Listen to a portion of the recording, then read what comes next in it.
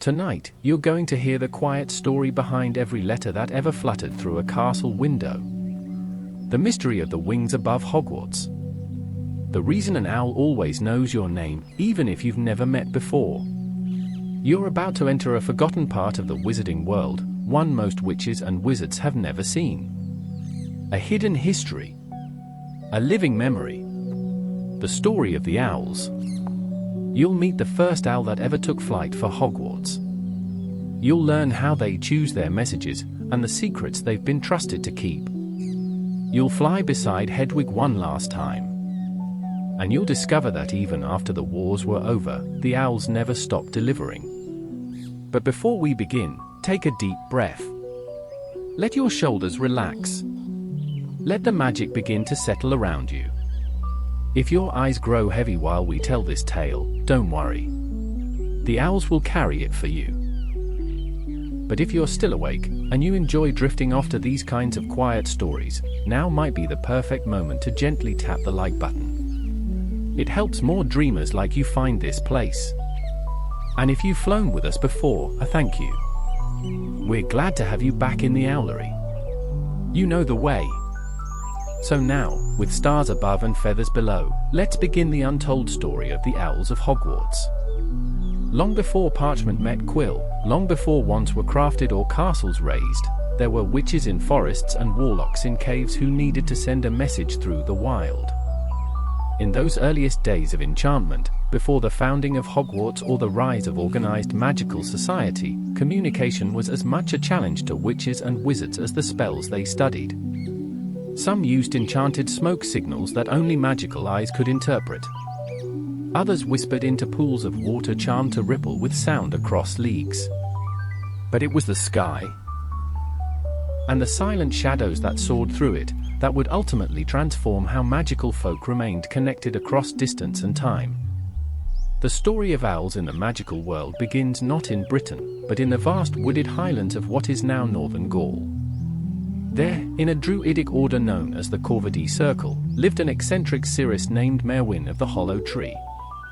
Legends record that Merwin was the first to bond with a creature not for companionship or protection, but for communication. She trained a great grey owl, whom she called Syll, for the singular purpose of carrying runes wrapped in birch bark to her fellow druids. It was an innovation born of desperation. Merwin had foreseen war among the northern tribes and needed to warn her circle before the blood moon fell. With neither time nor the strength to apparate, she whispered to Syll in the druidic tongue and bound her message with a feather and a hope. By morning, her companions were armed and prepared. The battle was turned. A single owl had changed the course of magical history. Whether the tale of Merwin is more myth than memory, modern magical historians agree that the owl became an early choice among magical messengers not by accident, but by alignment.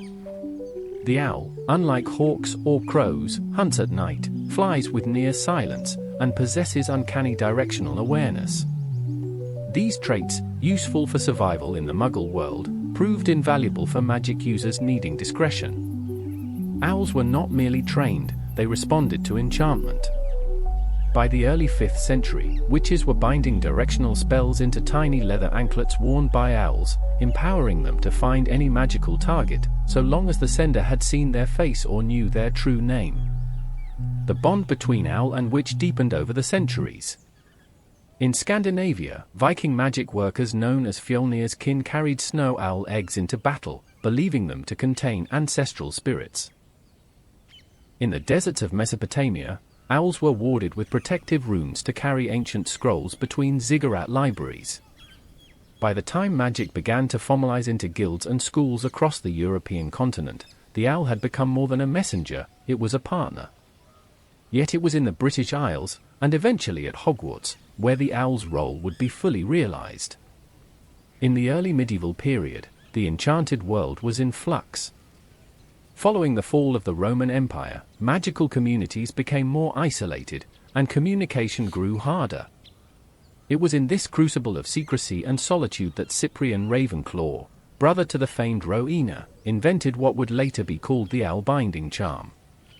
This spell, deceptively simple in incantation but powerful in structure, allowed owls to navigate impossible magical barriers, from concealed settlements to vanishing castles.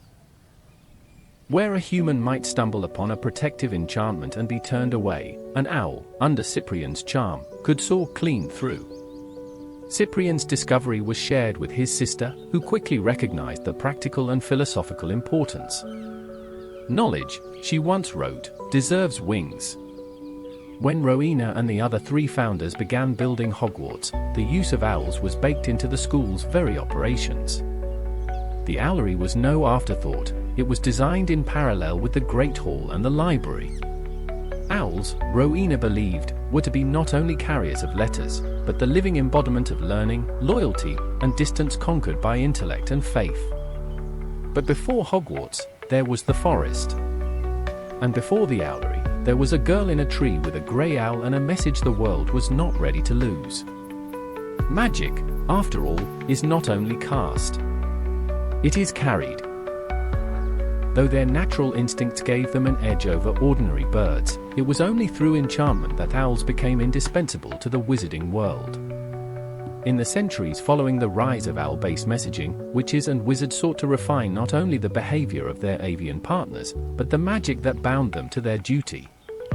It was not enough to send an owl through wind and storm. What mattered was accuracy, secrecy, and the sacred bond between sender and beast.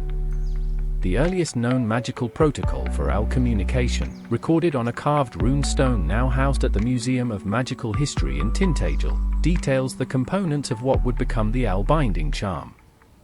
This foundational spell was not merely a locator.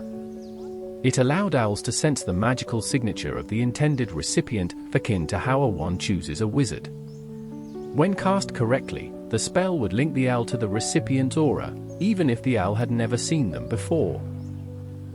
The man credited with perfecting this charm was Cyprian Ravenclaw, a quietly brilliant wizard who preferred arithmancy and spell theory to public fame. While his sister Rowena gained renown for her architectural and pedagogical genius, Cyprian worked in the shadows of the Highlands, studying migration patterns and developing magical theories of motion. His breakthrough came in the year 987, when he observed a family of barn owls returning to the same hollow tree across dozens of leagues, despite mist, enchantments, and a sky full of confundus storms from a local warlock feud. Cyprian hypothesized that owls navigated not by sight alone, but by a deeper, magically attuned form of orientation. He called it feather sense, and while the term has long since fallen out of academic use, the theory endures. Owls, he proposed, could sense the magical residue of witches and wizards over great distances. Cyprian created a stabilizing charm to support this instinct, allowing an owl to track not just place, but person. His experiments were crude at first. Some owls delivered letters to the wrong person, others flew in spirals for days. But eventually, he refined the incantation into something stable. The modern version, Derecho Animus, still draws from his framework, though today's ministry-sanctioned owl charms include dozens of embedded protections against interception, detection, and tampering. Perhaps the most remarkable aspect of the owl binding charm was its one-way bond. The owl became linked to the message, but not to the sender. This allowed for enormous flexibility in communication. A witch could send an urgent letter to someone she had never met, so long as she had their full name, magical imprint, or an object tied to their aura. The implications were enormous, and soon, Owl Post replaced nearly every other magical messaging method in day-to-day wizard life. But magic has its costs. Owls, once wild and free, became partially enchanted beings, servants of purpose. Though still independent, their lives were now shaped by the magic woven into their wings. Some resisted. Wild owls that were never properly introduced to spell work sometimes went feral if forced to carry messages, growing hostile or cursed by unstable charm work. Breeding became more deliberate. Lines of owls with strong magical tolerance and higher intelligence were sought out by breeders. Over time, a sort of magical pedigree emerged, leading to both innovation and controversy. In the 12th century, famed owl breeder Wilhelmina Pluckthorne created the first generation of what she called true feather owls, hybrids bred specifically for endurance, memory, and charm compatibility. These owls were favored by aristocratic wizarding families, who often treated them as part of their household staff. The Malfoy family, for example, famously maintained an owlery of platinum-collared eagle owls, each trained to recognize and obey only Malfoy blood. Yet not all wizards approved of such manipulation. The ethical treatment of owls became a point of contention, especially after a 1298 scandal in which an owl named Rook was found dead in Knockturn Alley with a cursed message still bound to its talons. Investigations revealed that overworked owls, bound by improperly layered enchantments, could suffer magical feedback, sometimes fatally. This led to the first wave of ministry regulations protecting magical messengers. The Sentient Familiar Act of 1321 recognized owls as semisapient creatures, granting them rights to rest, freedom of movement, and magical treatment. To this day, the charm work behind Owl Post remains a blend of art and science. Only certified wand makers and communicative enchanters may legally craft owl bands or messaging talismans. Students at Hogwarts may send post freely, but the underlying web of protection, spells cast by generations of Hogwarts staff, particularly those trained in ancient runes and care of magical creatures, ensures each letter arrives safely, even through warded territories or magical interference. Owls are not mere animals in the wizarding world. They are enchanted partners in a ritual of connection that predates even the walls of Hogwarts itself. And through every charm, every letter, and every silent flight through the moonlight, the magic of that bond lives on. Long before the first feather carried a sealed scroll across the English countryside, the owl had already nested itself in the imagination of witches and wizards alike. It is one thing for a creature to serve a function, but quite another to represent something deeper, more ancient, more sacred. Over centuries, the owl transcended its practical role in the magical world to become a symbol of wisdom, mystery, vigilance, and even death. As with many magical traditions, the line between utility and mythology is thin and frequently blurred. Among magical folk, the owl is a creature of paradox. Silent but powerful, graceful but fearsome, seemingly ever watchful, yet barely present by day.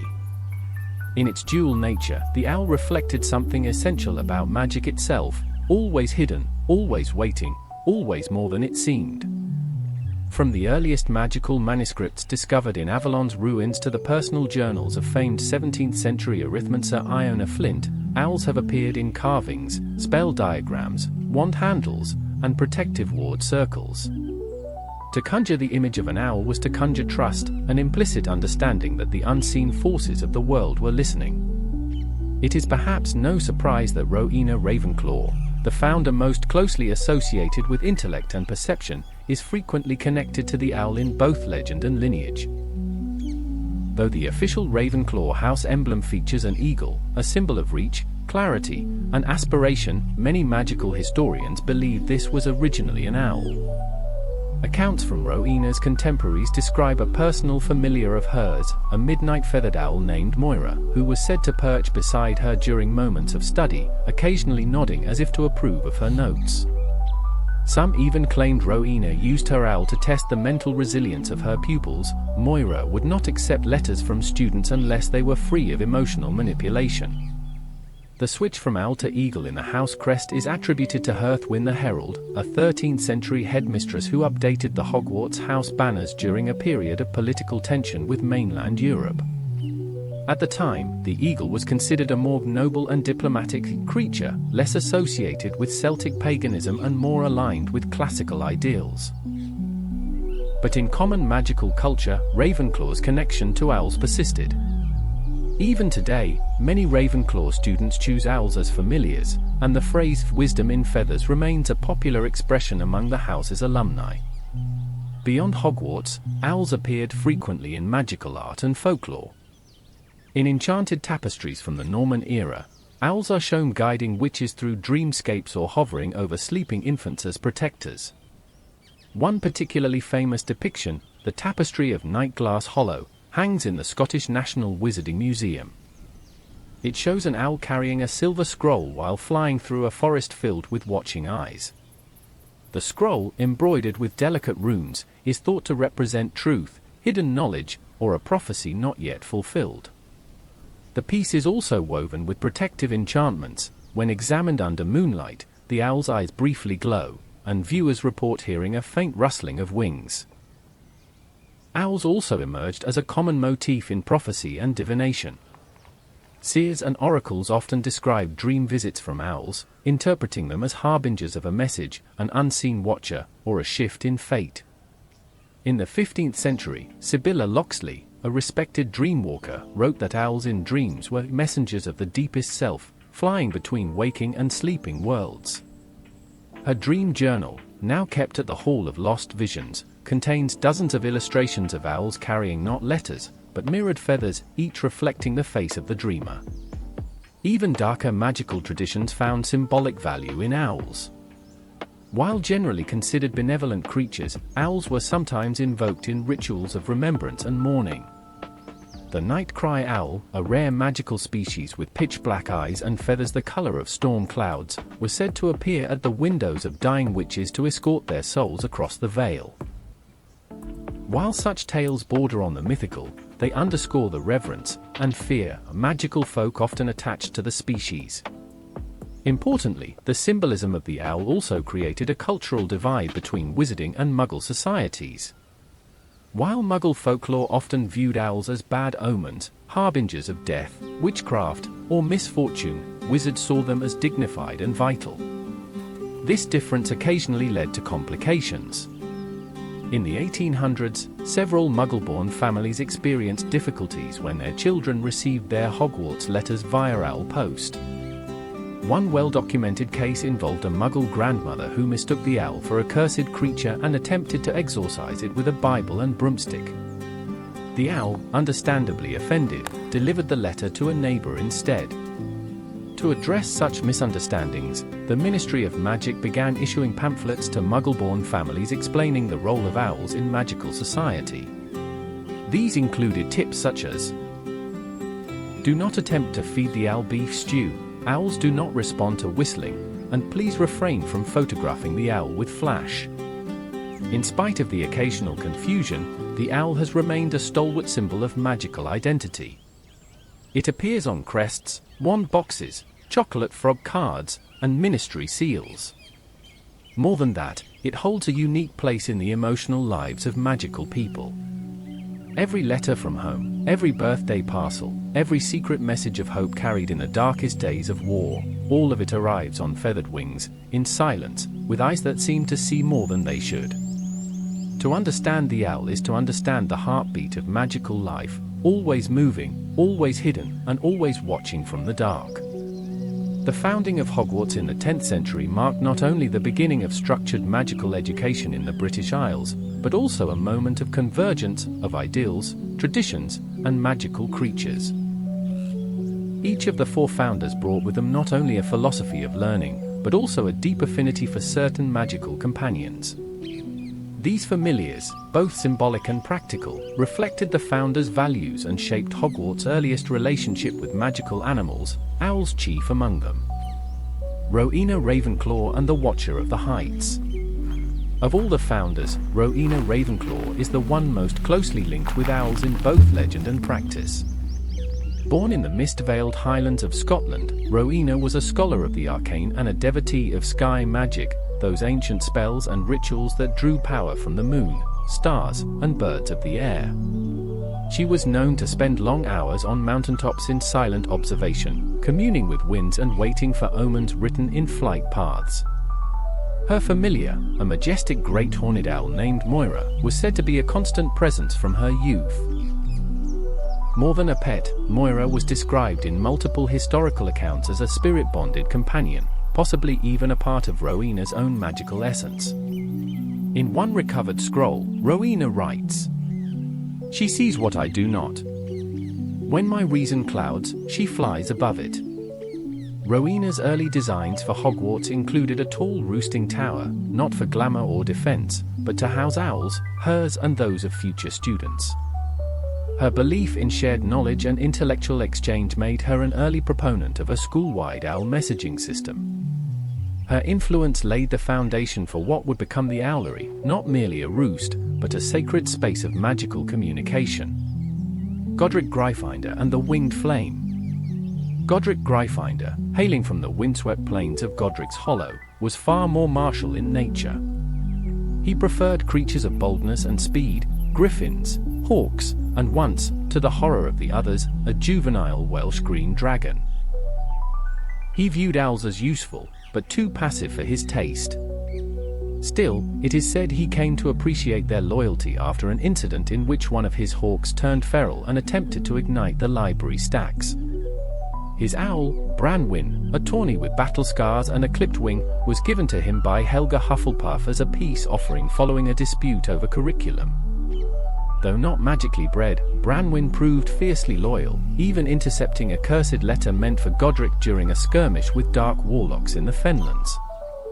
While Gryffindor never pursued owl-based communication with the same intensity as Rowena, he respected its utility, and is credited with the creation of the Red Feather Recall Charm, a protective enchantment that allows a trained owl to detect and reject cursed objects mid-flight. This spell became a staple in school owl training for centuries. Salazar Slytherin and the Silent Serpents. Salazar Slytherin took a very different view of familiars. Known for his affinite, why now considered lost or intentionally obscured, he championed message-carrying reptiles enchanted to move unseen through roots and burrows. These scale runners never caught on, largely due to their tendency to bite recipients. Though his house did not oppose the use of owls, there was a time when Slytherin discouraged students from relying on them, instead promoting magical mirrors, whisperglass, and dream-conjured messengers. But even Salazar had an owl, reluctantly gifted to him by Rowena after she caught him charming a basilisk to carry scrolls. His owl, Noctis, was a shadowy, temperamental bird who obeyed only Slytherin and was never seen delivering a letter to anyone else. Historians speculate that despite his public stance, Slytherin understood the symbolic value of the owl to Hogwarts cohesion. He never opposed their use outright, perhaps a small but telling compromise during the school's formative years. Helga Hufflepuff and the Owls of Hearth and Field. If Rowena brought intellect and Godric brought fire, Helga Hufflepuff brought structure, empathy, and deep care for magical creatures. A gifted herbalist and beast whisperer, Helga was the first of the founders to domesticate and train owls for school-wide use. She organized owl rosters, feeding routines, and rest cycles, insisting that magical creatures should never be treated as tools, but as partners. She bred a line of hardy, golden-eyed barn owls known as hearthwings, selected for gentleness and endurance.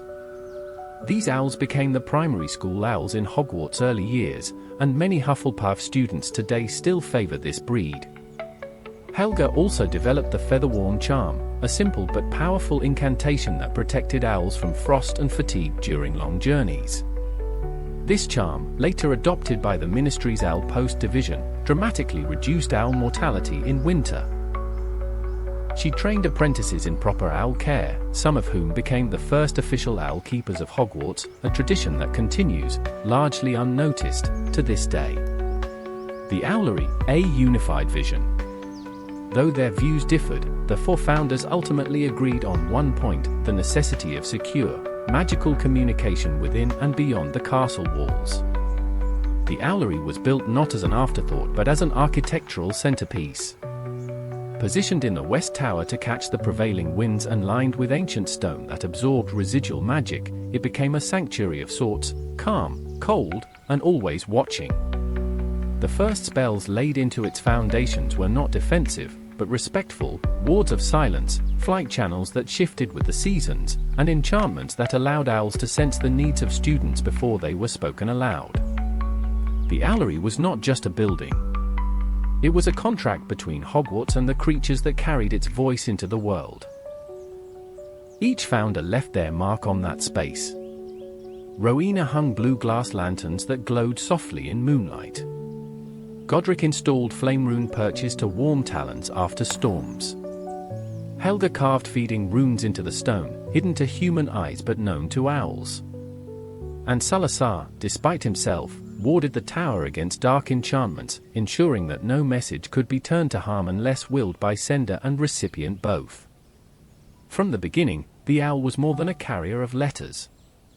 It was a silent witness to every joy, every secret, every grief, and every revelation the students of Hogwarts dared to send into the world.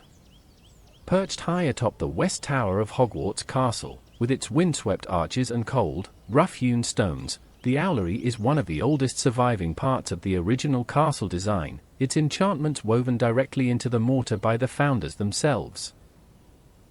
For over 1,000 years, it has served as the school's central hub for magical communication, a sanctuary of wings and whispers through which every triumph, heartbreak, and secret has flown.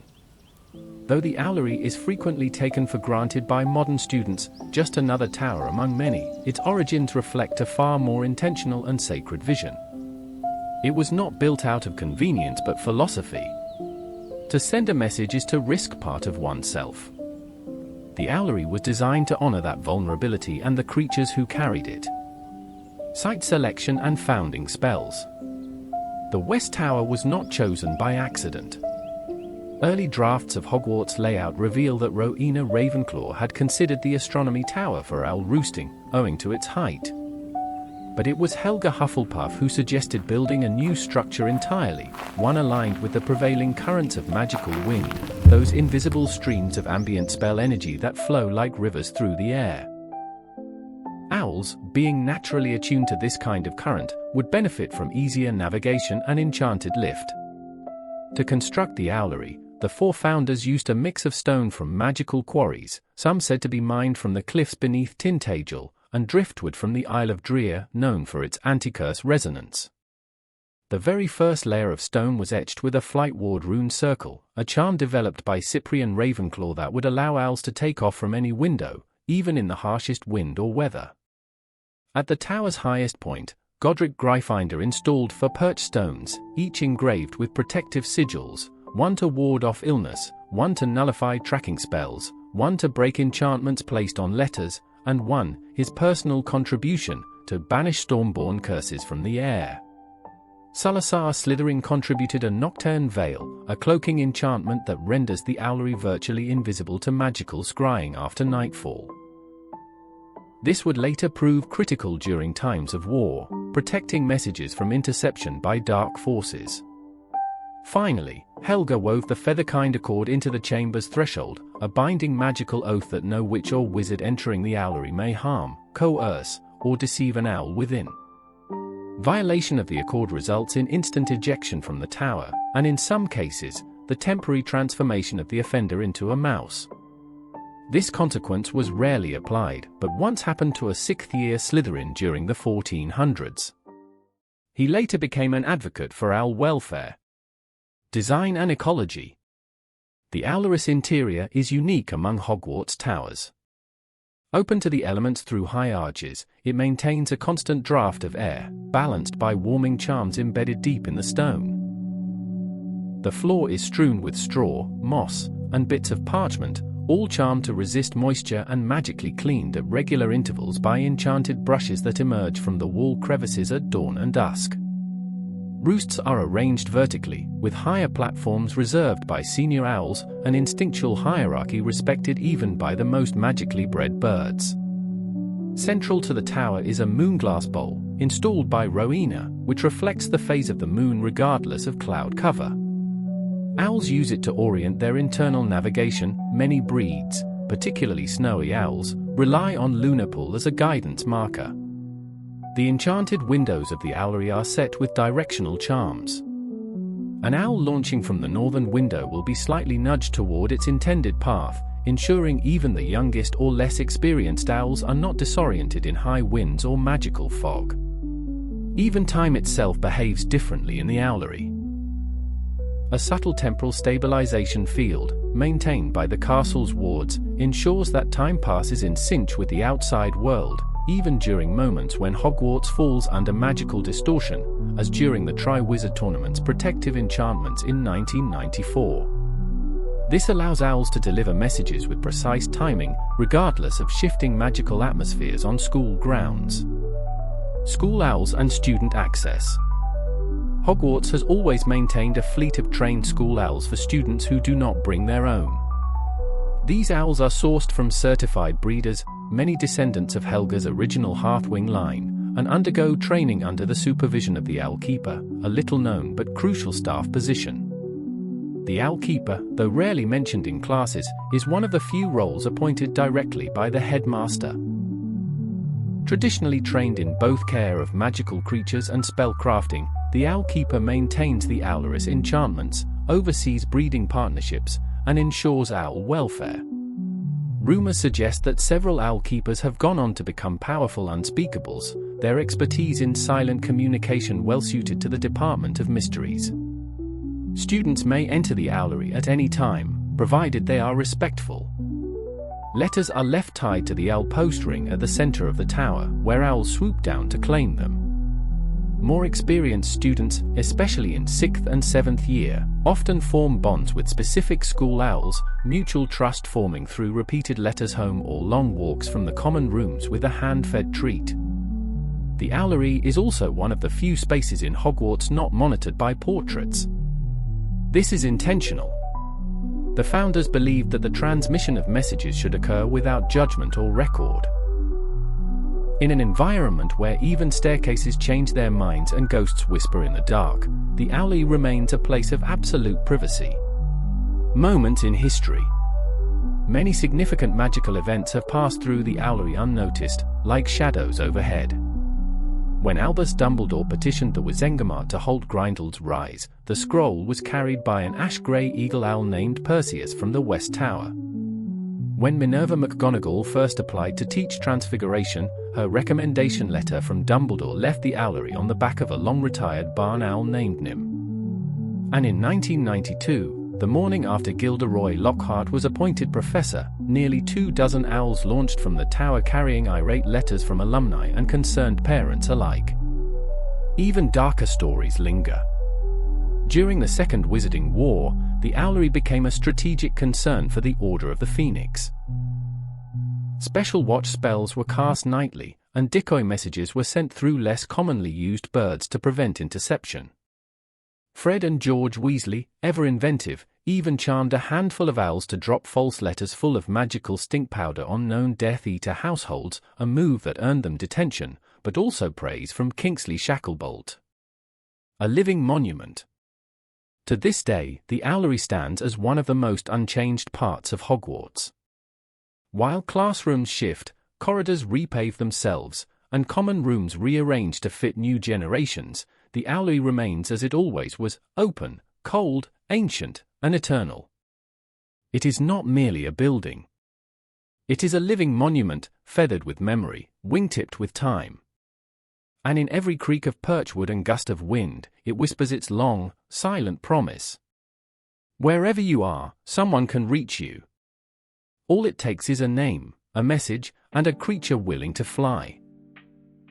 As the use of owls expanded in both educational and governmental magical systems, Hogwarts faced a growing need for structure, accountability, and protection around the use of its most faithful messengers.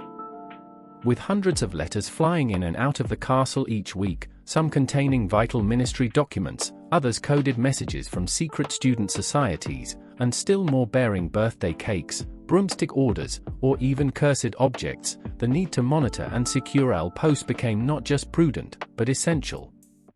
Thus was born the Hogwarts Owl Registry, a meticulous system of magical records, identification spells, and tracking enchantments developed over centuries to protect the integrity of owl-based communication within the school and its surrounding networks. The origins of registration. The registry began in earnest during the 15th century, under the guidance of Headmaster Thaddeus Thorne, a former Department of Magical Law Enforcement official known for his obsession with protocol. Alarmed by a rash of incidents involving enchanted letters, including one particularly memorable event in which a love potion-laced note exploded during breakfast, Thorne issued a decree: all owls entering or roosting within Hogwarts must be magically registered. The original system was simple, a scroll-based log kept in a magically sealed cabinet in the Owlery, maintained by the owl keeper. Each owl was assigned a symbolic rune, drawn by hand and inked with a drop of the owl's own feather essence, an early form of magical fingerprinting. These runes recorded ownership, breed, behavioral notes, and message delivery history. Over the centuries, the system grew more sophisticated. By the 1700s, the scroll system had been replaced with the featherbind codex, a self-writing magical ledger enchanted by Ravenclaw alumnus Dorian Ailes. This book could detect any owl entering Hogwarts airspace and inscribe their arrival and departure with automatic ink, as well as log message types and destination enchantments. By 1865, the codex had been expanded to recognize cursed messages, detect forged sender signatures, and identify tampered bindings. Today, the codex remains in the Owlery under protective wards. Only the owl keeper, the headmaster, and the deputy headmaster may access its full contents, though individual students may request confirmation of message receipt, a feature often used by NEWT-level students sending applications, ministry correspondences, or complaints to Madam Pins. Owl identification, talon tags and feather prints. Every registered owl at Hogwarts carries a magically invisible talon tag, inscribed on the rear left talon with a binding charm. This tag contains 3 critical data points. Owl designation code, a unique identifier based on breed, region, and registry number, e.g., SNOOWHT 2034 for a snowy owl registered in 2034. Magical imprint thread, a trace signature of the owner's magical aura, allowing the owl to only deliver messages linked to that aura. Recall rune, a fail-safe spell that can summon the owl back to Hogwarts or dispel hostile magic targeting the bird. In the rare event of a stolen or lost owl, owl registry staff can use the imprint thread to locate it, so long as it has not flown beyond the traceable magical boundary lines of Britain, which, thanks to Department of International Magical Cooperation agreements, extend to parts of the European mainland. Each owl also possesses a feather print, a magical signature as unique as a wand's core. The Ministry of Magic, Hogwarts, and owl breeders maintain detailed archives of feather prints for identification in criminal investigations, historical research, and, occasionally, magical creature custody disputes. Notably, Hedwig, Harry Potter's beloved snowy owl, was one of only 12 owls in the past 2 centuries to be granted autonomous clearance, a classification reserved for magical birds who display exceptional intelligence, advanced loyalty binding, and the ability to navigate high-interference magical zones independently. Her feather print is preserved at the Department of Magical Creatures in a memorial exhibit curated by Hermione Granger. Security enchantments and censorship controversies. While Hogwarts generally respects student privacy, there are enchantments in place to protect students and staff from dangerous magical correspondence. The registry's built-in ward system is designed to flag the following: letters laced with befuddlement charms or imperious residue, parcels that emit untraceable dark magic signatures, envelopes containing transfigurative animations, e.g., living insects disguised as letters. Use of voice-binding curses, often used in howlers to cause emotional trauma. When flagged, such items are held for inspection by the owlkeeper and the deputy head. In most cases, the sender is notified and may appeal. However, in rare or urgent cases, particularly during the First and Second Wizarding Wars, letters were intercepted and destroyed without notice to prevent their contents from reaching students. This has led to periodic debate among Hogwarts governors and magical rights activists. In 1996, Gideon Fenworth, an advocate from the Magical Creatures Protection League, published a scathing pamphlet titled Feathers on the Wire, accusing Hogwarts of censorship and undue surveillance during wartime. The school responded that during Voldemort's return, communication threats justified extraordinary measures. A position widely supported by the Wizengamot at the time. Today, most registry interventions are limited to emergencies, with oversight provided by the Department of Magical Transportation and the Hogwarts Board of Magical Communications, a largely ceremonial body chaired by Professor Flitwick until his retirement. Student use and mail protocol. Upon arrival at Hogwarts, every student, regardless of house or blood status, is granted access to the school owl fleet. Students with their own owls may submit them for voluntary registration upon entry, at which point a talent tag and magical wellness screening are performed. Most families comply, though a few, like the Malfoys, have historically resisted, citing family-bound privacy traditions. Each letter sent from Hogwarts is automatically encoded with a magical timestamp, the shimmering thread visible only to the recipient and the sender, ensuring authenticity and time of sending. This prevents post-alteration, a trick once popular among prankster students who attempted to backdate homework extensions.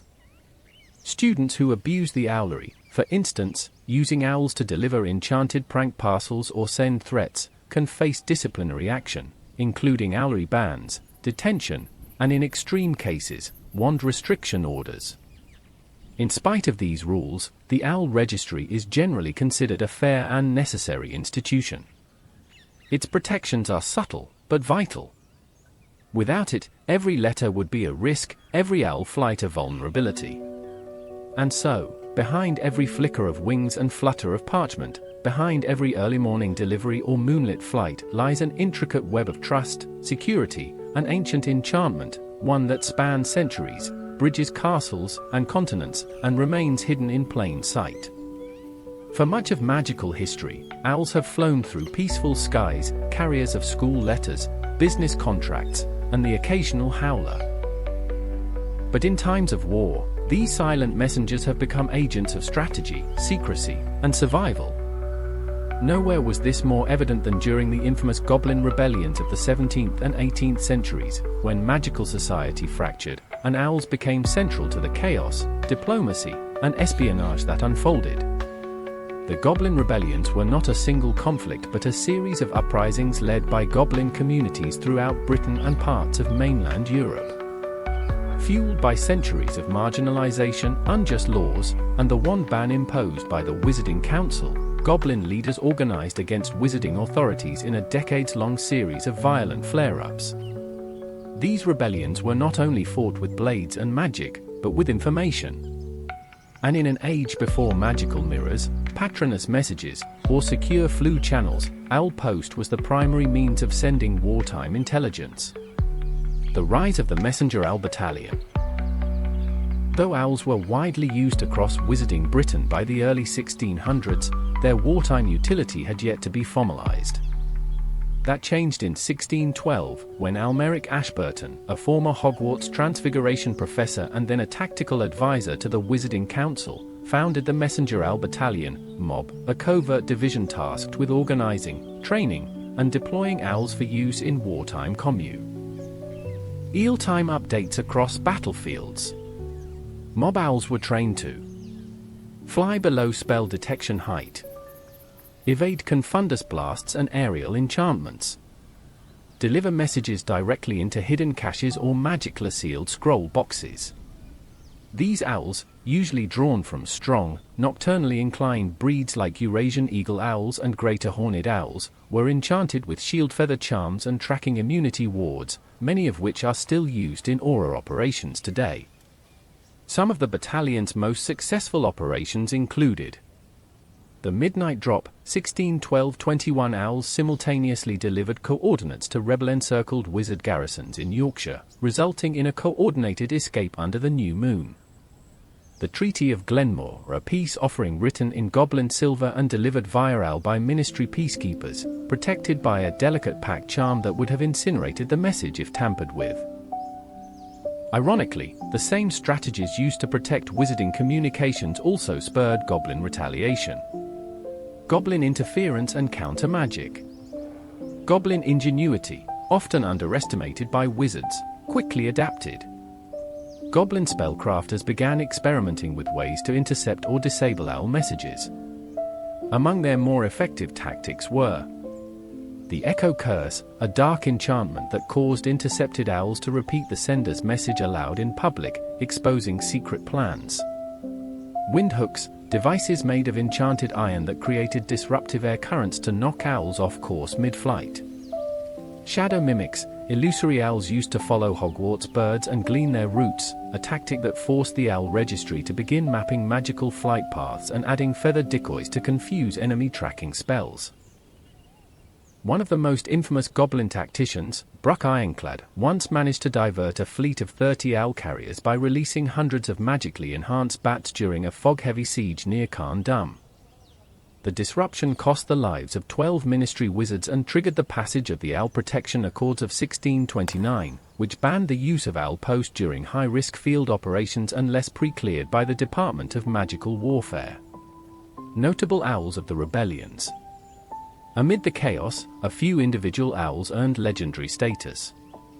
Chief among them, Duskfeather. A jet-black barn owl with unusually silent wings, Duskfeather served under Aurora Bellamy, a dueling prodigy and Order of Merlin recipient. Duskfeather once flew through 3 consecutive firewards to deliver a message warning of an ambush at Kilmarnock, saving nearly 50 lives. A statue of Duskfeather now stands in the Owlery at the Ministry of Magic, talons clutching a scroll inscribed with the words, "Swift, silent, loyal." Mei Lin. A golden-eyed owl bonded with Roderick Fletchley, a Hufflepuff-born ministry archivist who ran an underground message network between Hogwarts, the Wizengamot, and rebel encampments who refused to support the violence. Mei Lin's feather was later used in the core of a ceremonial wand crafted to mark the end of the Third Rebellion, now kept in the Museum of Wizarding Peace. Twiceturn. So named for her habit of spiraling before landing, Twiceturn was a school owl who, despite being untrained for battle, carried urgent warnings to the Hogsmeade Village Council during a goblin assault on nearby farms. She was injured in the process but recovered and lived out her years under the care of the Hogwarts Owl Keeper. Her name appears in the Registry of Honored Creatures, an archive rarely open but deeply respected within the school. Impact on Hogwarts policy. The Goblin Rebellions changed how Hogwarts viewed Owl Post. While the castle had long relied on owls for internal communication, the increasing danger of message interception forced staff to enhance the Owlery's wards and teach students better magical message etiquette. By the mid-18th century, students at Hogwarts were required to take a short module in secure correspondence during their 3rd year, a tradition that faded over time but was briefly reinstated during Voldemort's return in the 1990s. Headmasters and headmistresses, too, began employing message monitors, enchanted plumes that glowed red if cursed or tampered letters passed through their hands. While not foolproof, they offered some protection against the increasingly complex threats magical society faced. Legacy of the owl in wartime. To speak of owls only in terms of scrolls and deliveries is to diminish their role in magical history. During the Goblin Rebellions, they were not only couriers, they were collaborators. Without their resilience, their intelligence, and the powerful enchantments that protected them, much of Wizarding Britain would have been plunged into further darkness. Today, magical war memorials across the country include owl sculptures, often tucked in corners or perched quietly above plaques. At Hogwarts, there is a single black-feathered perch in the Owlery that no bird dares claim, a symbolic roost kept forever empty in memory of those who flew, carried secrets, and never returned.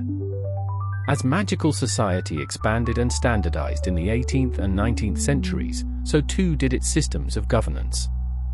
And as the volume of owl post increased, particularly with the growth of wizarding bureaucracy, commerce, and global magical travel, the British Ministry of Magic faced a pressing question: how could such a vital, ancient, and emotionally significant mode of communication be effectively regulated? The answer came in the form of a complex web of legislation, departments, subdepartments, and enchanted procedures, all aimed at securing the efficiency, safety, and ethical use of owls in both public and private wizarding life. Founding the Department of Magical Communications. The Department of Magical Communications, DMC, was established in 1743 during the tenure of Minister Ulick Gamp, whose visionary reforms gave the ministry its first modern structure. Initially a small office operating out of a single corridor in level 7 of the ministry, the DMC oversaw enchanted ink, official message spells, and minor post disputes. But it was owls that soon dominated its workload. By 1756, Owl Post accounted for over 80% of magical communication across Britain. Reports of delayed letters, missed deliveries, intercepted scrolls, and cursed packages flooded the DMC. One infamous case involved a ministry intern who received an accidental howler for a convicted warlock. The message screamed for 12 consecutive hours, resulting in temporary loss of memory. To address the growing chaos, the DMC created a dedicated division, the Owl Post Authority, OPA. The Owl Post Authority, OPA. The OPA became the ministry's central hub for everything owl-related. Headquartered in a dome tower just above Level 2, the OPA manages licensing and registry of professional owl breeders and handlers, standardized training programs for post owls used in public services, regulation of magical owl accessories, such as scroll clasps, feather-piercing talons, and shielding bands, emergency intervention during delivery malfunctions, exploding letters, vanishing parchments, cursed ink, etc. Coordination with the Department of Magical Transportation to prevent owl air collisions with apparition zones. Owls trained through OPA-certified programs wear an invisible postmark sigil on their chest feathers. This enchanted emblem, detectable only by authorized wizards, verifies the owl's training status, delivery range, and magical health. It also serves as a tracking beacon in the event of foul play or tampering. OPA-certified owls are often used by the Daily Prophet and other magical publications, Gringotts Wizarding Bank for secure document delivery, Wizengamot correspondencies, magical law firms and healers.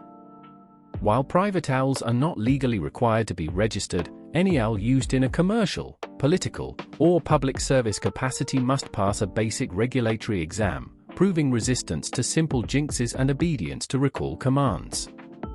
Legislation, the Scroll and Feather Acts. Two cornerstone laws laid the groundwork for modern owl regulation. The Scroll and Feather Act of 1794 required all ministry departments to use OPA-certified owls for official correspondence. Banned the use of transfigured animals as postal substitutes, a disturbing trend during the rebellion years. Introduced fines for tampering with owl flight paths using magical decoys or bait spells. The Scroll and Feather Expansion, 1811. Extended protections to owls themselves, codifying them as contractual magical familiars with rights to rest, humane treatment, and safe roosting. Made it illegal to enchant an owl to carry a message without its consent, a law widely applauded by care of magical creatures activists. These acts laid the foundation for modern ethical handling, ensuring that owls were not merely treated as delivery tools but as magical beings with agency. Security protocols and magical surveillance. As magical warfare and espionage advanced, the ministry implemented several protective measures to secure owl-based communication. Featherfire protocols activates if an unauthorized person opens a letter mid-flight. The message combusts in a harmless but uncopyable burst of light. Message cloaking ribbons, wrapped around scrolls and visible only to the intended recipient. Severing the ribbon prematurely causes the letter to blank itself. Owl flight obscuration wards, deployed around critical locations to prevent tracking of owl routes via enchantment. In the 1990s, during the Second Wizarding War, the DMC coordinated with the Order of the Phoenix and later the Department of Magical Law Enforcement to create temporary owl silence zones, geographically marked areas where Owl Post was disabled to prevent intelligence leaks. These were used sparingly due to the disruptive effects on family correspondence and school communication. Public owl post offices. To support the public's continued reliance on owls, the ministry maintains a network of owl post offices throughout Wizarding Britain. These are licensed locations where individuals without personal owls can hire trained birds to deliver messages. Most towns with a significant magical population, like Hogsmeade, Diagon Alley, and Upper Flag Lane, have one or more of these establishments.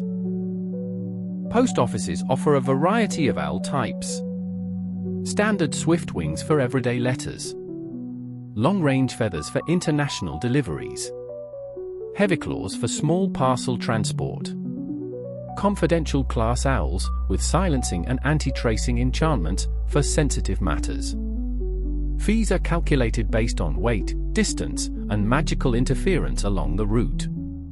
Premium owls may include security features such as auto-return, one-time flight shields, or message translation charms for cross-border communication. Controversy and reform. Not all wizarding citizens have welcomed ministry involvement in owl regulation. Concerns about privacy, magical surveillance, and overreach have led to repeated criticism, particularly during times of political instability. In 1996, amid growing unrest surrounding Voldemort's return, the OPA issued Directive 187, authorizing the temporary monitoring of owl posts suspected of supporting dark-aligned entities.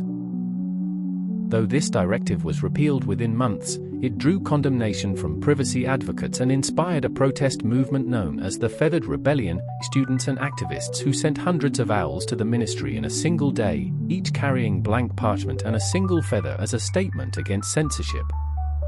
Following the war, the OPA underwent reform under Minister Kingsley Shacklebolt.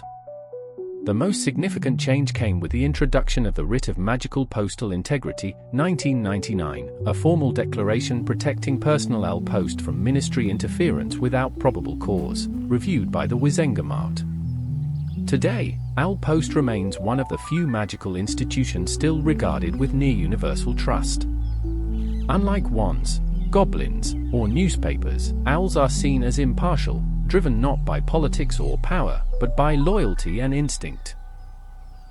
Their silence is sacred, their flight protected, and their legacy guarded by the subtle laws and enchantments that the ministry now stewards.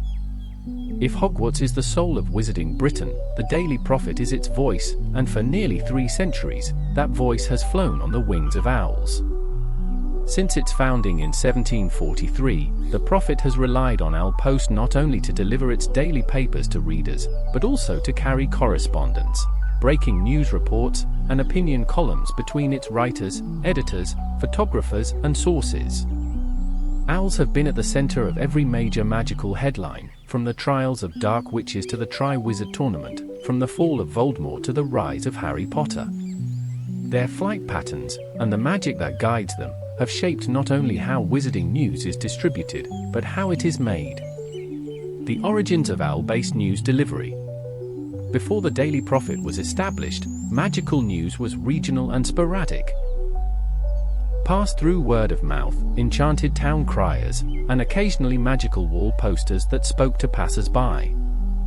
While owl post was already in use for personal messages, no one had yet applied it to a regular publication. That changed with Barnabas Cuff, a forward-thinking journalist and one of the Prophet's earliest editors. Cuff envisioned a system where articles would be written in the early hours, printed using magically enhanced presses, and then bound into lightweight scrolls delivered by owl at dawn. These owls, trained to recognize subscription spells placed on readers' homes, could deliver hundreds of copies simultaneously, flying along enchanted currents set by the paper's distribution team. The success was immediate. By 1745, the Daily Prophet was reaching over 2,000 magical households. By 1790, it had eclipsed 20,000, delivered exclusively by owl. To support this growth, the Prophet established its own internal owlery atop its main office in Diagon Alley. This multi-level roost, known colloquially as the Feather Deck, housed more than 500 owls at its peak, with a dedicated team of owl handlers, magical veterinarians, and correspondence clerks. Owl delivery mechanisms and enchantments. To manage the intense volume of post, the Prophet developed a unique delivery system. Subscription tagging: when a witch or wizard subscribes, a magical seal is placed on their home, business, or wand. Prophet owls detect these tags and deliver the correct edition, morning, evening, or special release. Autopick system. Rather than assigning each owl to a specific address, the Prophet's magic allows any owl in the fleet to sense the next most urgent delivery. Owls choose their scrolls based on magical pulsing, strongest for distant or high-priority addresses. Flight link charms. Articles are bundled into scrolls charmed to resist wind, water, and most environmental damage. If a scroll is dropped mid-air, the enchantment snaps it back to the owl's talons. Time-staggering spells, used for timed release editions, allowing early printing while ensuring delivery occurs simultaneously across regions. All of these systems operate under the supervision of the Ministry's Owl Post Authority, which audits the Prophet's owl fleet quarterly to ensure compliance with the Scroll and Feather Acts. Owls in investigative journalism. Perhaps less well-known is the role owls have played in the gathering of news. Long before enchanted quills and quick-quote scrolls, reporters relied on owls to smuggle documents, deliver anonymous tips, and maintain secrecy in politically volatile times. In one famous case from 1907, reporter Sibylline Craik used a charmed pygmy owl named Wisp to secretly deliver encoded correspondences between members of the Wizengamot opposing a dark magic ban rollback. Wisp's messages ultimately exposed Minister Bedros Altringham's corruption, earning Craik a posthumous Order of Merlin and securing the Owler commemorative statue in the Prophet's Owlery. During both Wizarding Wars, investigative journalists used private owls with anti-tracing wards to reach resistance contacts and leak ministry missteps. Owls were favored over apparition or Patronus-based communication for their physical tangibility and ability to bypass wards, especially during the height of Voldemort's return, when even the Flu network was monitored. It is no exaggeration to say that without owls, much of the truth in magical history would have remained buried. Notable owls in Prophet history. Several owls have become minor legends in Prophet lore. Clarence. A snowy owl used for high-priority editorials, Clarence was the personal delivery owl of famed columnist Gladys Gunderson. Known for his punctuality and disdain for lesser post, Clarence once clawed a rival owl mid-air for attempting to intercept an article criticizing broom safety standards. Wink. A half-blind barn owl who nonetheless completed over 8,000 successful deliveries. Wink's lack of vision was compensated by an unusually strong magical sense of direction. His final flight, a 400-mile round trip during a snowstorm, delivered the Prophet's front-page article on the fall of Grindled in 1945. Brindle. A horned owl with a reputation for refusing to deliver anything she deemed trivial. Editors learned to use her only for political opinion pieces, war coverage, or Quidditch scandals. Brindle retired in 2003 and now resides at a magical owl sanctuary in Derbyshire. Controversy: the ethics of mass owl post. While owls have long been respected in the journalistic world, their use in mass media has sparked occasional backlash. In 1988, following a surge in junk post from magical tabloid The Morning Mischief, animal rights groups protested the use of owls to carry emotionally manipulative or exploitative content. The ministry responded by requiring all news publications to declare content type on scroll wrappers. Prophet owls are now trained to decline packages marked classified deception, false omen, or level 3 romantic entrapment, a classification system that remains the subject of fierce newsroom debate. In recent years, environmental concerns have emerged. Though magical ink and parchment are charmed to be biodegradable, the sheer volume of owl post has raised questions about airspace crowding and owl overuse. In response, the Prophet launched a limited Green Scrolls initiative, featuring reusable message capsules and biodegradable, feather-friendly bindings. Hogwarts subscriptions and student correspondence. Owls from the Daily Prophet are a common sight at Hogwarts, particularly during breakfast. Each morning, dozens of school owls arrive bearing copies addressed to students, staff, and ghosts alike. One copy is enchanted to update itself mid-flight for nearly headless Nick. Notably, Harry Potter, throughout his years at Hogwarts, received Prophet headlines that significantly impacted his experience, from skeptical coverage of his Tri-Wizard performance to scathing Rita-Skeeter columns. His owl Hedwig is remembered not only for her loyalty, but for her proud posture as she delivered these often painful pages, never once dropping a scroll, even when the news wounded. In the end, owls are not simply the couriers of wizarding journalism, they are its unseen backbone. The parchment may curl, the ink may fade, but the flapping wings of an owl, bearing truth or rumor, comfort or fear, remain etched in the sky. Whether bearing breaking headlines or quiet classifieds, every owl from simply a beautiful snowy owl, intelligent and proud. But to those who knew her, especially one orphan boy on the cusp of a new world, Hedwig was a friend, a guardian, a link to freedom and belonging. Her story is not just the tale of an owl, but of what it means to be seen, understood, and loved in the shadow of great trials. A birthday gift in Diagon Alley. The story of Hedwig begins, quite literally, with the opening of a door to both a shop and a life Harry Potter had never imagined. In July of 1991, after a lifetime of neglect under the stairs at No. 4 Privet Drive, Harry found himself standing in Aesop's Owl Emporium, a dim, rustling shop filled with talons and gold eyes. As Hagrid helped him navigate Diagon Alley for the first time, the half-giant chose to purchase Harry an owl, not a toad, nor a cat, nor even a wand yet, but a companion. "Tell ye what, I'll get your animal." Not a toad, toads went out of fashion years ago. Yet be laughed at, and I don't like cats. They make me sneeze. "I'll get ye an owl." The snowy owl Hagrid selected was striking, pristine white with speckled black markings, and an intelligent gaze that met Harry's without fear. Though unnamed at the time, she immediately set herself apart with a regal stillness and a piercing awareness. That owl would become Hedwig, named by Harry later after a name he discovered in a history of magic. The significance of this gesture should not be understated. Before Hedwig, Harry had never received a gift just for himself, let alone something living and magical. She became his first real possession, and, more importantly, his first real friend. Early days at Hogwarts, loyalty and precision. From the start, Hedwig proved herself an exceptional owl. Though snowy owls were known for independence and moodiness, Hedwig displayed a rare balance of discipline and affection.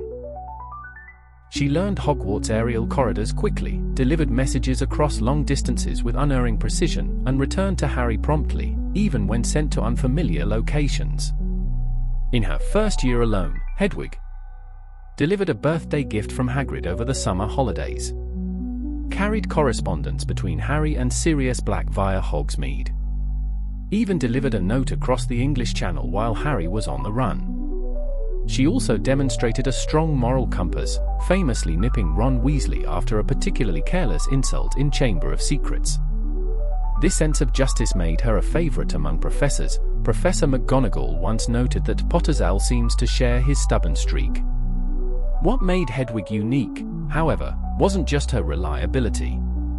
It was her temperament.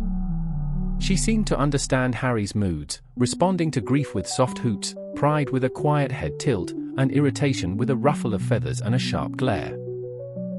In the chaos of adolescence, dangerous secrets, and the isolation that came with fame, Harry found in Hedwig something constant. She did not ask questions. She did not recoil. She stayed. Hedwig's flights across the years. Throughout Harry's time at Hogwarts, Hedwig remained a steadfast presence in his life, often the only link to the outside world when things fell apart. In Prisoner of Azkaban, she boldly flew to deliver letters to Sirius Black, even while he was in hiding. In Goblet of Fire, she crossed international borders to reach Sirius in a cave near Hogsmeade, dodging protective enchantments and anti-flight wards. In Order of the Phoenix, she delivered crucial messages despite increased Ministry surveillance, and even suffered injury after being intercepted. Madame Pomfrey treated her personally, an acknowledgement of Hedwig's importance to the Order. Each year, her flights became more dangerous. Yet she never hesitated. Even in moments of emotional turmoil, Hedwig offered quiet companionship. In the winter months, Harry often found himself in the Owlery late at night, stroking her feathers while she blinked slowly in the candlelight, listening in her way. When letters went unanswered or threats grew, she remained his silent confidant. Symbolism and emotional bond. More than a pet, Hedwig came to represent something rare in Harry's world: innocence, stability, and unspoken love. In a life defined by loss, his parents, his childhood, his privacy, Hedwig was never taken for granted. The very choice of a snowy owl carries meaning. In magical lore, snowy owls are symbols of clarity in the dark, of messages delivered through frozen silence. For a boy born under a prophecy and marked by death, Hedwig was a white flame in the night sky. J.K. Rowling later said in interviews that Hedwig symbolized the loss of innocence and the end of childhood. That symbolism would manifest all too clearly in the final book. The Final Flight, Hedwig's Sacrifice. In Harry Potter and the Deathly Hallows, during the daring flight from Privet Drive as Death Eaters closed in, Hedwig's fate was sealed. She was struck by a killing curse intended for Harry. The spell hit her while she was still in her cage, defenseless. Hedwig. Hedwig. She was hit. She's dead. In a moment defined by chaos and fear, the loss of Hedwig hit readers, and Harry, like a blow far deeper than many expected. Her death came early in the book, setting the tone for what would be a war of loss. She died not while flying freely, but trapped, a victim of the same war that had taken so much from Harry already. Yet her death was not meaningless. By dying in that moment, Hedwig symbolically severed Harry from his childhood. The protector, the friend, the creature of peace, was gone. And from that point forward, there was no turning back. The boy who had once wandered Diagon Alley was now a soldier, hunted and hardened. Many readers noted the understated way her death was handled. No grand ceremony. No resurrection. Just quiet, irreversible loss. As with so much in Harry's life, the pain was personal and permanent. Legacy. Hedwig's name lives on. Memorialized in portraits, magical creature textbooks, and even in wizarding poetry, she remains a symbol of the bond between witch or wizard and owl. At Hogwarts, a small perch sits empty near the northernmost window of the Owlery, inscribed with the words, "Swift and still, loyal and bright, she flew through shadow and into light." Harry, after the war, never replaced her. Though he used ministry owls and received letters by Phoenix Flame in later years, he never again bonded with another owl. Because some companions, like certain truths, only come once. From the first flurry of wings over the Great Hall to the final, blood-soaked summer of war, the years 1991 to 1997 marked one of the most turbulent and revealing periods in the history of owl communication at Hogwarts. While the Owlery itself remained physically unchanged, its role evolved rapidly in response to both student culture and the escalating pressures of the Second Wizarding War. Letters, parcels, threats, love notes, coded warnings, and grieving goodbyes all passed through the talons of owls during this 7-year span. To examine owl dynamics during this period is to read a quiet, parallel narrative to the one chronicled in the more public story of Harry Potter, The Boy Who Lived. Daily rituals, owls in the Great Hall. One of the first magical moments witnessed by new students each year was the Morning Owl Post, a sight equal parts majestic and chaotic. Hundreds of owls would descend through the enchanted ceiling of the Great Hall, swooping between banners and chandeliers to deliver letters, packages, and occasionally a surprise breakfast from home. The routine appeared unstructured, but it operated on an invisible rhythm of magic. Perception charms on the ceiling allowed owls to identify the correct recipient by magical signature. Flight lane wards, soft currents of spell energy, prevented mid-air collisions during large-scale deliveries. Silent glide rooms, woven into the rafters centuries ago, muted flapping wings during the descent, ensuring minimal disruption to morning conversation. Despite these safeguards, messes still occurred. Owls sometimes landed in bowls of porridge, dropped packages on the wrong house table, or nipped students who failed to untie scrolls fast enough. These moments became part of the castle's living texture, celebrated and groaned about in equal measure. Student owl ownership and usage. Most first-year students relied on the school owl fleet, a group of hardy, even-tempered birds trained to carry standard letters and parcels. But some students arrived with their own owls, creatures that reflected their owners as much as their choice in wands. Harry Potter and Hedwig. As described in the previous chapter, Hedwig set a standard for independence and intelligence. She frequently returned to Harry even when not called, and maintained a rare, semi-telepathic understanding of his moods. Her pristine snowy coloring made her stand out, and made Harry himself more noticeable among his peers. Ron Weasley and Errol. The Weasley family owl was a wheezy, ancient grey owl named Errol, whose long years had left him nearly blind and perpetually disoriented. Despite this, Errol served with surprising reliability, though often arriving with a dramatic crash.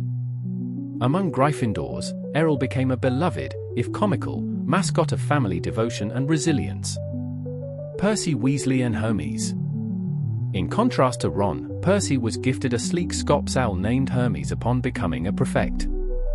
Fast, precise, and irritatingly formal, some joke Percy had trained him to look disapproving. Hermes was often seen fluttering around the Gryffindor table with ministry letters during Percy's 5th and 6th years. Draco Malfoy's eagle owl. Draco brought with him a large, dark-feathered eagle owl known only to students as the Malfoy's bird. It delivered packages from home, often containing sweets, letters from his mother, or the latest gossip scrolls from his father's ministry contacts. The owl was known for landing with calculated grace and for ignoring students from other houses. Howlers, cursed letters, and magical mishaps. Owls delivered more than just affectionate notes. Hogwarts had long served as a battleground of adolescent emotions, and from time to time, the Owlery became an unknowing accomplice to dramatic missives. Howlers, charmed letters that screamed their contents in the sender's voice, were a regular occurrence. Famously, Ron received one from Mrs. Weasley in Chamber of Secrets after crashing the flying car. Neville received one, delivered by a school owl with visible discomfort, after misplacing his grandmother's charmed hat. During the Yule Ball fallout in Goblet of Fire, multiple students received howlers from disappointed crushes, friends, or even rival housemates. These howlers often left scorch marks on the table and reduced their recipients to stunned silence, or occasionally, tears.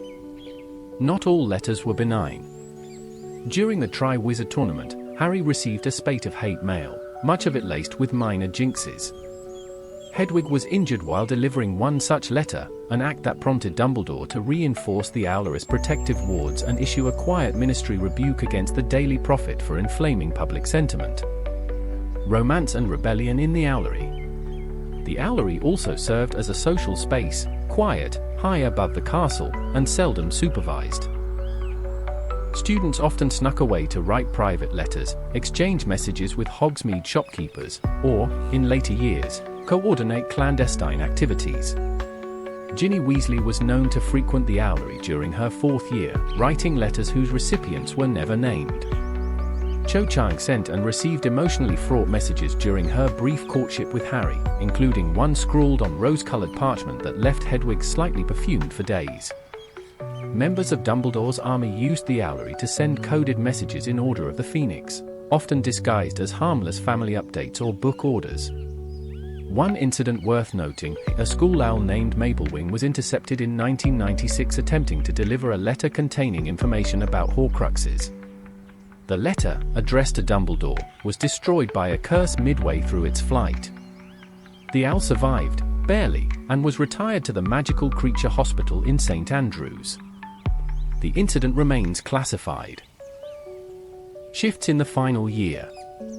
By 1996 to 1997, Hogwarts was no longer the same school. With the rise of the Death Eaters and the Ministry under Voldemort's control, even the Owlery became a place of risk. Surveillance charms were installed by the Carrows. Owls began disappearing mysteriously, believed to be intercepted or eliminated mid-flight. Students stopped sending letters freely. Some began using mirror shards, enchanted coins, or even one-to-one legilimency sessions to pass messages. Still, a few brave owls continued to fly. One unnamed school owl delivered a warning to Neville Longbottom in March of 1997, advising him of an impending ambush. That owl was never seen again. The unseen thread. Across all houses and all years, the owl remained the constant. A quiet force in the background. Not applauded, not often thanked, but always there. Students cried into their feathers after family deaths. They sent desperate letters asking to be picked up early. They ordered new quills, shared Quidditch gossip, received birthday treats, and in some cases, heard for the first time that someone truly cared about them, all carried by owls. In war, in love, in exile, and in friendship, the owls never judged. They merely flew. On the night of July 27, 1997, the world of magic lost more than an owl. In the darkness above Little Whinging, during a mission meant to save the life of the most hunted boy in the wizarding world, Hedwig, the snowy owl of Harry Potter, was struck down by a killing curse. It happened swiftly, without warning or ceremony. One moment she was caged, watching with silent alertness. The next, she was gone. The impact of her death rippled far beyond that moment, resonating not only in the hearts of readers and friends but within the magical fabric of Hogwarts itself. For Hedwig was no ordinary owl. She was a symbol, a companion, and, in her final breath, a sacrifice. The flight from Privet Drive. The plan had been crafted in secret by the Order of the Phoenix, multiple Harrys, multiple Guardians, and a network of safe houses. Each Harry would fly with a protector, drawing Death Eaters away from the real one in a desperate aerial diversion. Harry's true guardian that night was Hagrid, flying a motorbike charmed to levitate and shoot dragon fire. Hedwig, placed inside her cage for safety, was not free to soar beside them. For the first time in her life, she was grounded at Harry's side during flight, a bitter irony for a creature whose entire existence had been shaped by the sky. As Death Eaters attacked from the clouds, spells flew through the air like falling stars. Somewhere in the chaos, one of them, perhaps Stan Shunpike, perhaps another, cast the killing curse in Hedwig's direction. A flash of green light and a burst of feathers. And that was all. No battle cry. No final beat of wings. Just silence. The owl who had carried letters across continents, who had outflown storms and fire, died confined, helpless. The cage fell to the floor of the sidecar. Her body slumped forward. And the war entered a new, crueler phase. A symbol shattered. In literary and magical circles alike, the death of Hedwig was immediately recognized as symbolic. Author J.K. Rowling later described Hedwig's death as the end of childhood. For years, the owl had represented Harry's connection to a simpler, if still painful, world. She was the first living being who chose him, before friends, mentors, or allies. She came from Diagon Alley, the place where Harry first learned who he really was, and remained his one constant throughout the upheaval of his life. In magical terms, Hedwig's death severed the last remaining thread of innocence. She was the last of Harry's schooly protectors, the owls, the letters, the safety of Hogwarts. With her loss, the narrative of Harry Potter shifted from a schoolboy tale to a war story. Even within the Order, her death had tactical consequences. The fall of such a well-known owl indicated to Voldemort's forces that this version of Harry was likely the real one. Her loss helped narrow the Death Eaters' pursuit. The very recognition of Hedwig's distinctive white plumage, a marker of her beauty and status, became a liability. Mourning without ceremony. Unlike Dobby or Albus Dumbledore, Hedwig received no formal burial in the text. There was no headstone, no speech. Her body was left in the wreckage of the sidecar until it crashed. She fell not in a final act of defiance, but as collateral, one more victim of a world unraveling. And yet, the mourning was universal. At Hogwarts, word of her death spread quickly among those who had known her best. The owl keeper, never named, but long responsible for the school's flock, was said to have kept one of her feathers in a sealed case above his desk for the remainder of the war. Students left scraps of parchment at the foot of the Owlery, some with drawings, others with simple words. Fly again soon. You were his first. You mattered. The gesture was not ministry-sanctioned, nor officially recorded. It came from the students. The ones who, like Harry, had spent hours in the Owlery watching their messages fly into the clouds. They understood. So did the owls. For a week after her death, none of the school owls roosted in the perch she had favored. A quiet mark of respect. Legacy beyond death. Though gone, Hedwig's legacy did not fade. In 2001, the Department of Magical Creatures established the Hedwig wing of the St. Andrew's Owl Sanctuary, a protected forest where retired magical owls may fly free without enchantment or post-duty. Her feather, recovered from the wreckage by Kingsley Shacklebolt, was not used for wand-making, as some had feared, but encased in a crystal globe and displayed in the Ministry's Hall of Magical Familiars. Harry himself, when asked in later years why he never acquired a new owl, reportedly said, "She was more than a post bird. She was there when I needed someone, before I even knew what that meant." Among Muggle-born students, Hedwig became a quiet symbol of transition, of the moment magic became real, and the world became wider. Many cited the moment she first appeared in the Great Hall as the one that made them believe they truly belonged. In magical literature, her name has become shorthand for purity in magical companionship. Young witches and wizards writing in their journals often end messages to the unknown with, "Sent to Hedwig, in the sky. A flight remembered." There are no official portraits of Hedwig at Hogwarts, perhaps because none are needed. She lives in every owl's silent descent. In every message folded by trembling fingers. In every child's eyes when they see a scroll land gently in front of them. She is remembered not in words, but in wings. And though her fall came without warning, her flight, her long, faithful flight, remains unmatched in the hearts of magical Britain. To the untrained eye, an owl is just an owl or a silent bird with large eyes and a nocturnal disposition. But in the wizarding world, owls are more than mere creatures of habit and instinct, they are magically attuned beings, shaped by centuries of coexistence with spellcasters. From common post owls to rare and elusive arcane breeds, the magical species of owl found across the wizarding world are as varied as magic itself. Classification of magical owls. Magizoologists, particularly those within the Department for the Regulation and Control of Magical Creatures, subsection Avian Familiar Studies, classify owls into three broad categories. Natural owls, non-magical, mundane species capable of being enchanted but lacking inherent magical properties, e.g., tawny owl, barn owl. Magically attuned owls, naturally non-magical but have developed magical sensitivity over generations due to exposure to spellwork and wizarding environments. True magical owl species, owls born with innate magical traits such as spell resistance, enhanced cognition, or minor abilities such as cloaking, messaging without scrolls, or weather adaptation.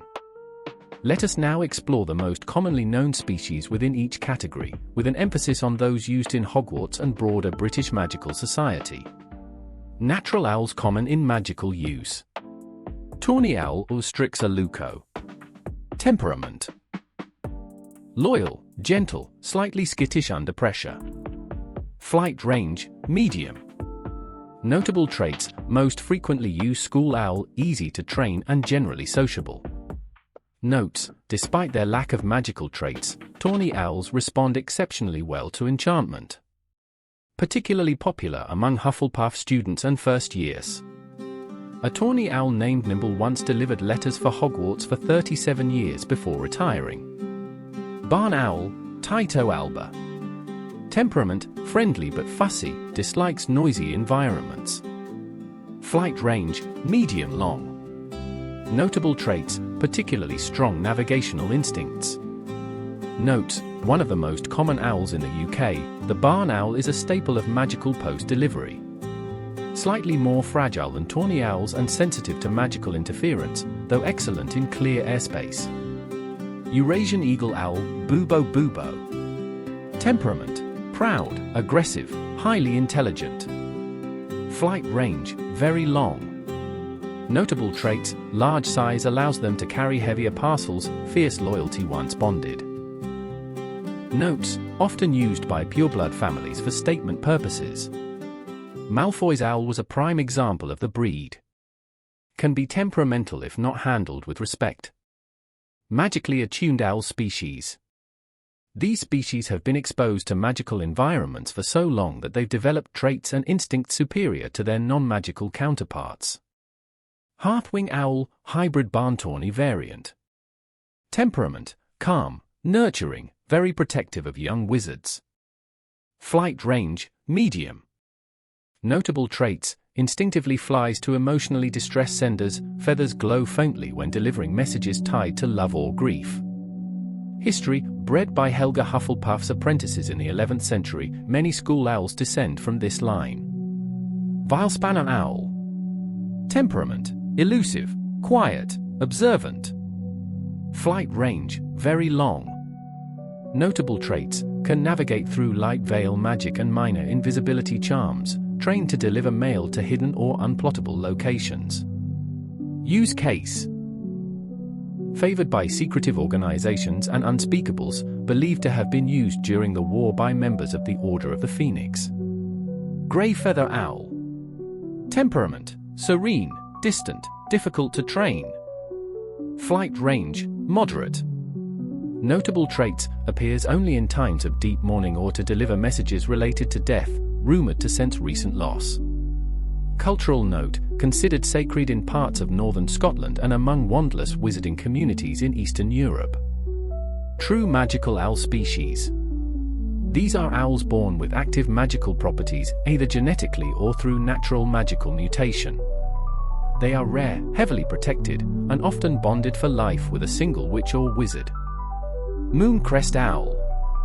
Temperament: gentle, shy, avoids crowds. Flight range: long. Magical traits: feathers shimmer under moonlight, allowing for natural cloaking. Able to carry messages across time zones without confusion. Notes: extremely rare. One known specimen belonged to a divination professor at Castelo in Brazil. Hogwarts has not hosted a mooncrest in over 2 centuries. Shadowpin owl. Temperament: silent and highly intelligent, communicates through dream sending in rare cases. Flight range: infinite, theoretically. Magical traits: capable of bypassing protective enchantments via spectral movement. Cannot be traced once in flight. Warnings: sometimes associated with dark wizards due to their ghostly appearance and affinity for secrecy. However, shadowpins are not inherently malevolent. Historical record: one delivered messages during the Goblin rebellions on behalf of neutral wizard diplomats. No more than 10 have ever been officially registered. Ashfeather owl. Temperament: loyal to the point of self-sacrifice. Flight range: moderate. Magical traits: can survive spells that would injure most owls. Has been observed returning from partial disintegration by rebuilding itself in ash clouds, hence the name. Famous bond: one belonged to a Slytherin student who used it to survive during the First Wizarding War. The owl was later immortalized in the Black Tower stained glass window at Durmstrang. Hybrid and crossbreed owls. Hybrid owls are increasingly common, especially among magical families seeking familiars with both practical flight traits and minor magical enhancements. Frostbeak owl, snowy plus mooncrest hybrid, feathers glint pale blue, resistant to cold spells, favored in Scandinavian wizarding communities. Stormrider owl, eagle plus vilespanner cross, thrives in high winds, often employed by island-dwelling witches. Dunfeather owl, smaller, docile breed used in wizarding schools in Asia for message practice among children. Notably chatty, often mimicking the sound of nearby voices. All magical hybrids must be registered with the Department of Experimental Breeding under the 1965 Magical Avian Crossbreeding Accord. The Ministry remains vigilant for unethical breeding practices, especially among black market breeders who attempt to enhance owl aggression or invisibility. Owls and wand lore, a tangential mystery. Though owl feathers are not used in wand cores, unlike phoenix tail feathers, unicorn hair, or dragon heartstring, they do carry residual magic. Wand makers often caution against handling owl feathers around freshly cut wand wood, as the emotional energy held in the feathers, especially if the owl is bonded, may interfere with core calibration. That said, feathers from deceased magical owls are sometimes preserved for memory enchantments, particularly in mourning rituals. In rare cases, their feathers are woven into memorial tapestries or bound into legacy scrolls designed to carry a last message to a loved one posthumously, using the sender's magical echo. A sky full of magic. From their varied breeds and temperaments to their arcane gifts and quirks, magical owls remain one of the most diverse and emotionally bonded creature groups in the wizarding world. They serve not because they are compelled, but because they are trusted. Some deliver love. Others deliver news, warnings, or farewells. But each owl carries more than just ink and parchment. They carry the weight of the magical world's oldest bond, between the unseen and the understood. They do not speak, but they know. And for those who learn to listen, every feather tells a story. Though owls may soar silently through the sky and vanish into the night as if born of pure instinct, the reality behind their magical precision is far more deliberate. Breeding and training magical owls is an intricate art, part spellcraft, part caretaking, part symbiotic partnership, that has developed over centuries. A properly raised magical owl does not merely obey. It chooses. It trusts. And it delivers with a commitment that borders on the sacred. While some witches and wizards inherit owls passed down through families, most magical households, particularly those of first-generation or Muggle-born students, acquire trained owls from certified breeders or public owl posts. These birds are neither common nor cheap. Magical owls must be reared in enchanted environments, exposed to spell work, socialized with humans, and given time to develop both magical resistance and mental resilience. This chapter traces the fascinating journey from hatchling to high-flight messenger, and the witches, wizards, and bloodlines that have elevated magical owl breeding into both a science and an art. The early breeders, feather lines and founders. The first known magical owl breeder was Helga Hufflepuff's apprentice, a beastkeeper named Kylin Marshroot, who developed the Hearthwing line, see Chapter 13. Marshroot's breeding farm, located in the southern highlands of Scotland, used ambient earth magic to stabilize owl temperament and build resistance to winter magic. The owls were hand-fed by spell, allowing early bonding with magical energy before interacting with humans. Over the centuries, several notable bloodlines of owl breeders emerged. The Claventail family. Based in Northumberland, they bred long-range frost-resistant owls favored by Hogwarts and the Daily Prophet. Their owls were known for impeccable nighttime navigation and calm temperament under duress. The last surviving Claventail descendant, Talia Claventail, now serves as an advisor to the Owl Post Authority. The Mistwing Guild. A collective of magical naturalists and breeders who emphasized owl autonomy and emotional intelligence. Credited with developing bonding rituals still used today in wandless wizarding communities. Disbanded in 1832 after internal disagreements over spellbound obedience techniques. Magical owl hatcheries. Certified magical owl hatcheries are among the most secure and carefully warded environments in the magical world. They must pass quarterly inspections by the Department for the Regulation and Control of Magical Creatures, and no owl may be sold or gifted until it has passed flight certification trials. Its magical response to enchantment exposure is within acceptable bounds. It demonstrates basic obedience to delivery, return, and evasion commands. Each hatchery is required to provide emotional enrichment, often through ambient charms or magical lullabies. Allow owlets to observe elder owls in flight and delivery. Rotate wand exposure rituals, which help familiarize young owls with magical surges. Hatchlings are sorted by breed, aptitude, and temperament. Particularly strong flyers may be directed to post-service or ministry use. Emotionally sensitive owls are often offered to students or as therapy animals for spell trauma recovery. Training. From fledgling to familiar. Owl training is conducted in 3 stages, often beginning as early as 6 to 8 weeks post-hatch. Stage I, flight and familiarization. Focuses on muscle development, atmospheric pressure resistance, and orientation.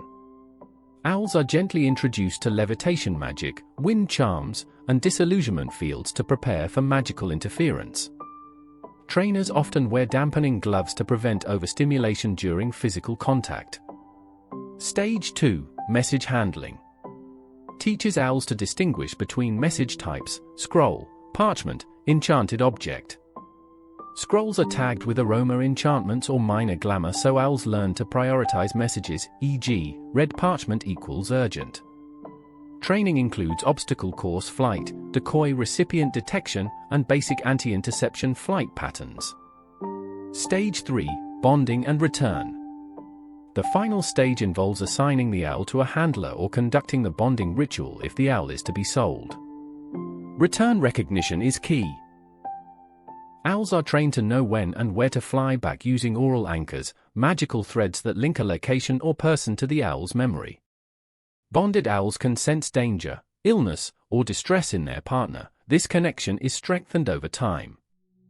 Hogwarts trained owl keepers and several independent schools, notably Weatherby's Academy for Magical Creatures, specialize in this final phase of training. The bonding ritual. Bonding a magical owl is a sacred process. It is not about ownership, but mutual recognition. The bonding ritual, traditionally performed at dusk, consists of 3 parts. The eye meeting, a quiet moment where the witch or wizard must lock eyes with the owl for 7 seconds. The owl chooses whether to remain or turn away.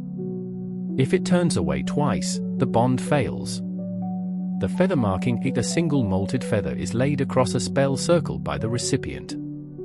The owl must then voluntarily place a claw upon the mark. This binds the owl to the recipient's magical aura. The first flight, the owl flies from the bonding perch and returns. If it circles once and lands, the bond is complete. If it flies and perches elsewhere, the bond may be incomplete or temporary. Owl bondings are taken seriously. Some magical families conduct these rituals in private chapels or glades. Others invite the entire household to witness the moment. Bonded owls have been known to protect their humans during battle, warn them of emotional danger, and even refuse delivery if they sense ill intent in the sender. Modern challenges and ethical concerns. With the rise of mass owl use in commerce and education, several ethical challenges have emerged. Overbreeding in some commercial hatcheries has led to fragile, emotionally unstable owls, unable to cope with magical overload. Forced bonding, illegal since 1968, is still practiced in some underground breeding rings, where owls are subjected to imperious-like control spells. Postal overwork, especially during exam season and holidays, often leaves school owls exhausted. Hogwarts owl keepers have since adopted rest rotation cycles to prevent burnout. Organizations like the Society for the Protection of Avian Magicals, SPAM, have advocated for mandatory owl rest days, enrichment charms, and limiters on parcel weight. On the brighter side, many breeders now incorporate free flight intervals, spell-protected nesting grounds, and wellness monitoring charms in training regimens. Some owl trainers, like renowned breeder Pippa Draley, even teach owls to detect and avoid cursed parchment and respond to positive emotions in their recipient. A partnership in magic. In the end, a well-bred, well-trained magical owl is not a servant. It is a partner in communication, a quiet sentinel in the sky, a creature of loyalty and grace. For every letter delivered, there is an invisible bond behind it, between the one who writes and the one who flies. They are born not only to deliver, but to listen, to return. And somewhere, far above the towers of Hogwarts or the steeples of Diagon Alley, there is always one in flight, carrying more than words. Carrying trust.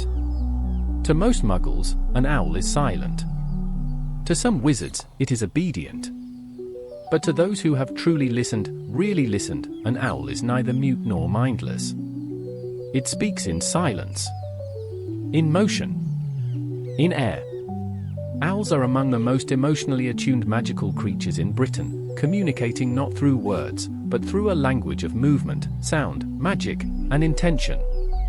This chapter explores that language, what magizoologists call feather speech, and the ways in which owls forge relationships, express warning or affection, and transmit more than just parchment and quill-written letters. The foundations of feather speech. Feather speech is the term used to describe the combination of vocalizations, feather position, talon tapping, wing posture, and magical resonance owls use to express themselves. While magical owls cannot speak human language, they do convey complex feelings and information using this non-verbal system. According to the Department of Magical Creature Studies, feather speech falls into 4 main categories. Emotive reflects the owl's current feelings, trust, fear, loyalty, annoyance. Directive expresses intent, ready to deliver, need rest, unwilling to obey. Environmental responds to magical auras, weather conditions, or enchantments. Inter-owl, social communication between owls, especially during roosting or shared flight. The full vocabulary of owl communication is still not entirely understood. However, skilled handlers and bonded humans often learn to interpret specific behaviors with surprising accuracy. Common owl expressions and what they mean. Feather ruffle and puffing. A light puff, contentment, particularly after receiving food or praise. Full body ruffle, irritation, often in response to being overhandled or ignored. Partial puff, no sound, sensing an unfamiliar magical aura nearby. Head tilting. Rightward tilt, curiosity or skepticism. Leftward tilt, mild affection or recognition. Rapid alternating tilts, information processing or confusion. Hedwig, for example, often tilted her head slightly leftward when observing Harry quietly, especially during his more introspective moments, an early sign of her emotional receptiveness. Talon tapping. 3 taps, readiness to fly. Tap pause tap, agitation, often used during delayed deliveries. Continuous tapping on a hard surface, danger nearby, this behavior has saved multiple lives in the field. Wing movements. Slight wing lift, asking for space or signaling need to launch. 1 wing stretch, casual comfort, often in roosting owls. Full spread without lift. Defensive, warning another owl or a perceived threat. During the Tri-Wizard tournament, Harry observed that his owl Hedwig often partially opened her wings when Rita Skeeter's articles arrived, an unmistakable expression of silent disapproval. Vocalizations. Though many owls are silent flyers, they do produce a range of subtle sounds. Low hoot, comfort or readiness. Sharp screech, alarm. Clicking beak, displeasure or warning. Soft chuffing, affection, often expressed during preening. Barn owls, notably, are more vocal than eagle owls. Snowy owls, like Hedwig, are often near silent except when deeply distressed or actively defying a command. Magical empathy and emotional translation. Magical owls exhibit a rare form of emotional resonance, sometimes classified as passive empathic bonding. This allows them to intuit basic human emotional states, especially from bonded handlers. A study by Wandlaw researcher Greta Maywald found that bonded owls can sense grief before the onset of tears, detect betrayal or deceit in letters, refusing to carry some, in rare cases, react to illness or magical burnout by vocalizing distress. This ability is not telepathy, but an instinctual response to magical aura shifts. An owl that has been with its witch or wizard for more than 1 year often begins to mirror their energy in subtle ways, responding to tone, posture, and even intent. In magical folklore, owls are sometimes believed to absorb excess emotional energy from their handlers, explaining why some students describe feeling calmer after sending a letter via owl. While unproven, the theory is supported by centuries of anecdotal evidence. Communication between owls.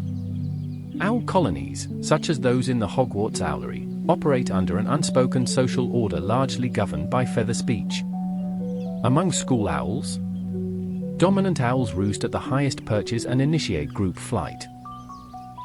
Disputes are resolved through low growls, space-claiming wing spreads, and silent standoffs, not through violence.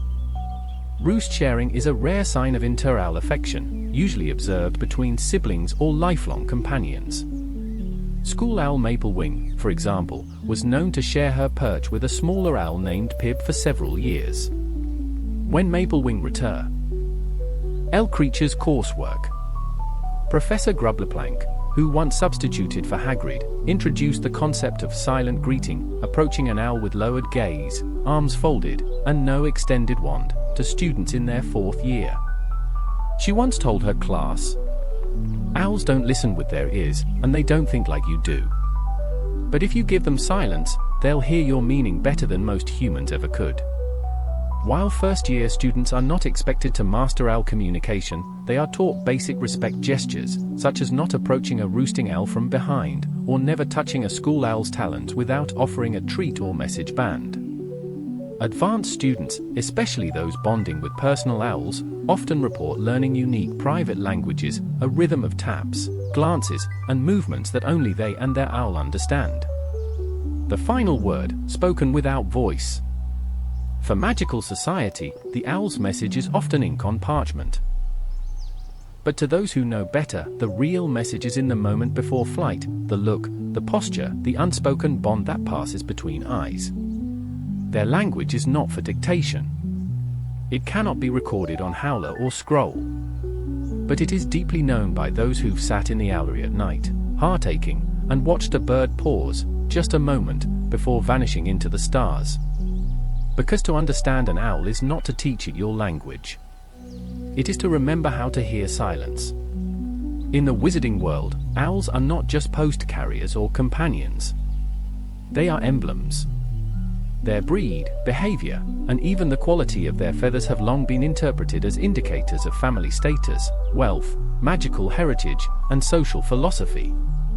From the sleek eagle owls of aristocratic pureblood families to the battered school owls shared among working-class students, the presence, or absence, of an owl often says as much about the sender as the message itself. This chapter examines the role owls play as reflections of class and social identity across wizarding Britain. The aristocratic owl, or the status symbol. For centuries, prominent wizarding families have bred and showcased rare and powerful owl species, treating them as extensions of their household prestige. Among the most notable, the Malfoy eagle owl. Immense in size and richly feathered, the Malfoy family eagle owl delivered messages bearing custom wax seals and scent enchantments. Its feathers were combed with lunar oil, a luxury reserved for elite magical creatures. Known for flying in straight, aggressive lines and refusing to land for anyone but the recipient, the owl was seen as a symbol of control and lineage, qualities the Malfoys prized. The Black family screech owl lineage. The House of Black maintained a tradition of gifting newborns a screech owl familiar. These owls were often bred within the family or obtained through elite bloodline breeders. According to the Black family ledger, these owls were taught from hatching to respond only to Black family blood. Some refused to carry messages for Muggleborns or half-bloods entirely. The Rosier frost feathers. The Rosier family, known for their dark affiliations, prized white and silver owl hybrids known for silent flight and emotionally detached behavior. Their owls often bore enchanted collars embedded with familial crest runes. Among such families, owl presentation was, and in some cases, still is, a performance. Delivery owls would often be charmed to arrive during public meals or events to demonstrate status. Owls trained to bow, hover, or vocalize noble titles were not uncommon in the upper echelons of wizarding society. The working-class wizard's owl. By contrast, owls in working-class and lower-income magical homes were generally chosen for practicality, endurance, and affordability over prestige. The Weasley family's owl, Derrel. Perhaps the most beloved example is Errol, the ancient great grey owl belonging to the Weasley family. Overworked, nearsighted, and prone to dramatic crash landings, Errol became a symbol of the family's resourcefulness and of their inability to afford a newer owl. Despite his condition, Errol had a remarkable delivery record and was fiercely loyal. His condition highlighted the financial strain faced by many magical families trying to balance dignity with necessity. Many magical families shared public post owls through local owl posts or community roosts. In villages like Ottery St. Catchpole, magical neighbors often pooled resources to care for communal owls.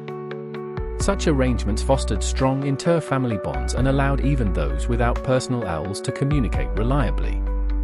At Hogwarts, students from these backgrounds typically relied on school owls.